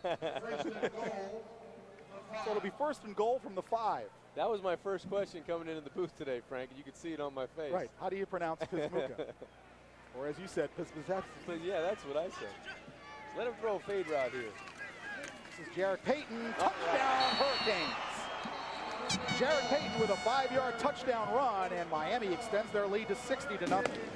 I believe all the Miami backs have scored, the tailbacks have scored today, and that time nobody touches. Jared Payton going up the middle to push the lead to 60-0 for Miami. Big hole by the offensive line, nobody there. You see the guys up front just moving white jerseys out of the way. Jared Payton, probably the easiest score he'll have this year. I think you or I might have been able to score on that with that hole. Giving a little love to his dad up top. Great kid, Jared Payton. And the extra point is up and good from Todd Sievers, and it is 61-0 Miami with 2 minutes and 48 seconds left to play. So a thoroughly dominating performance by the Hurricanes. Jared Payton, who missed all of spring practice after he cut his foot on some coral in the ocean and it became infected. So he missed all of spring ball, comes back in the fall. They switch him to fullback, but getting some reps at tailback here in a blowout, and he wasn't even touched. No, it wasn't even touched, and it's a great job getting into the end zone. You see two young backs, really, Gore and Payton, coming in and doing a fine job. Gore getting it all the way down inside the 10, and then Payton finishing off for the 6 points. So the Rutgers Scarlet Knights will go home to New Jersey, and they knew they were going to be in for a rough one. I was talking to Mario Cristobal, the former graduate assistant and Miami Hurricane player, who is now the tackles and tight ends coach for Rutgers. And we were talking about the game and what Rutgers did in their first game, and I was telling him about my impressions of Miami at Penn State. And Mario said, well, you're not making me feel any better. Yeah, I saw him before the game, and he had a smile on his face, but he had to work at it because I was asking him how it was going teaching the kids at Rutgers, and he says, well, it's going pretty well, but I don't have the athletes that I used to have at Miami. So that was the understatement of his day, and it's actually turned out 61-0 for Miami. But you know what? If I know Greg Schiano and Mario Cristobal, this game, once it's over with. They'll move on to the next one. That's right. This is, I don't want to say it's a give-up game for them, but they knew it was almost impossible to beat this Miami team. But there are other things that they can accomplish because, you go into the league schedule. He's hoping to knock off some teams, build some momentum in New Jersey. There's Seaver's kick. Nathan Jones at the 4. A little bit of a crease, but that's closed up in a hurry. Frank Gore, putting on his special teams hat, makes the tackle, number 32. That's what you do when you're a freshman. You come in and you run for over 60 yards and you're right back out on special teams making a play. He's on film. He's always around the ball, whether he's carrying it or tackling somebody on special teams. Nice effort that time by the freshman. And I guarantee you he never played special teams covering kicks in high school. He said special what? He might have returned some kickoffs, but he never covered them. There's Jared Payton with a big smile after the touchdown from the 25. Rutgers has it 1st and 10. Only 2:36 left in this game. Ricky Cook with the football. And Ricky Cook knocked down by Al Marshall and John Square after he picked up 4.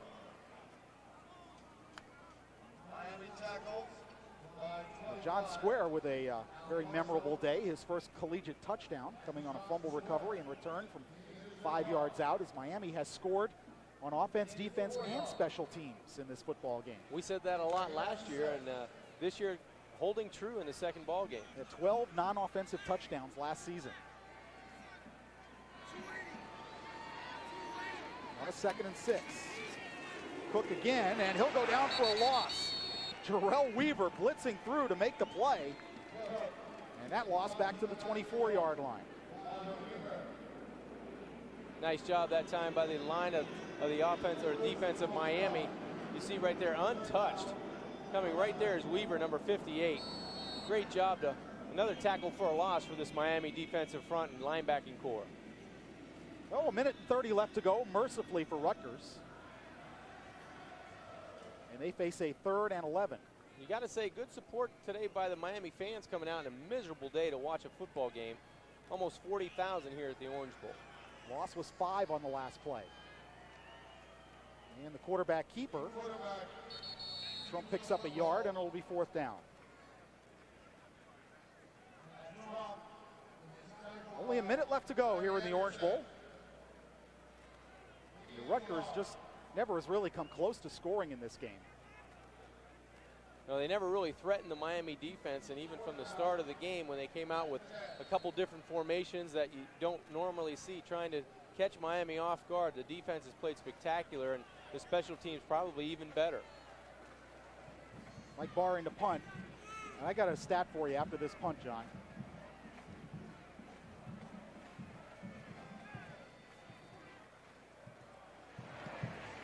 James Scott back to receive the kick.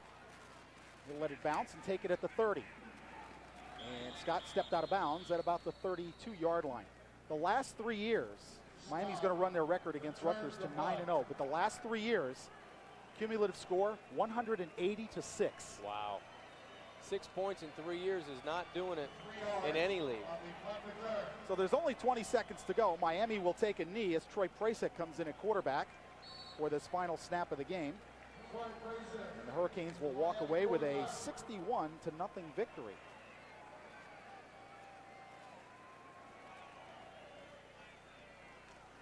Prasek will give it to his fullback. And that'll do it.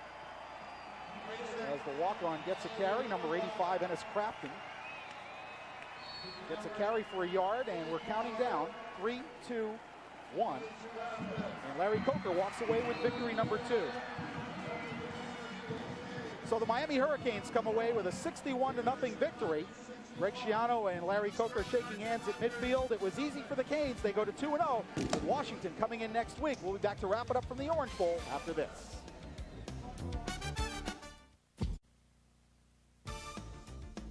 University of Miami football on Fox Sports Net has been brought to you in part by Blue Cross and Blue Shield of Florida. The best health plan is the one you don't have to think about.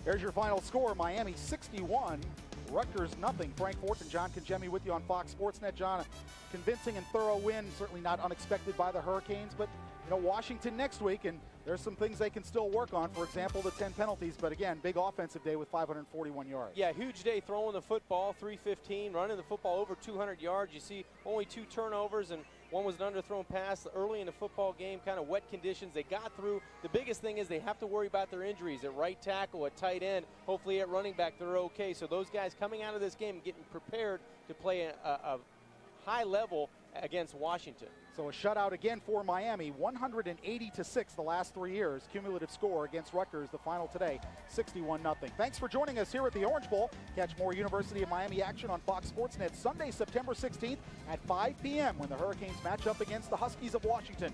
Coming up next on Fox Sports Net is your Florida Sports Report. For my partner John Congemi, future member of the PGA Senior Tour, I'm Frank Ford saying goodbye. Once again, the final score from the Orange Bowl, Miami 61, Rutgers nothing. Until next week when the Canes take on the Huskies, we'll talk to you then. I'm Frank Ford for John Congemi. Thanks again. The Canes win big, 61-0.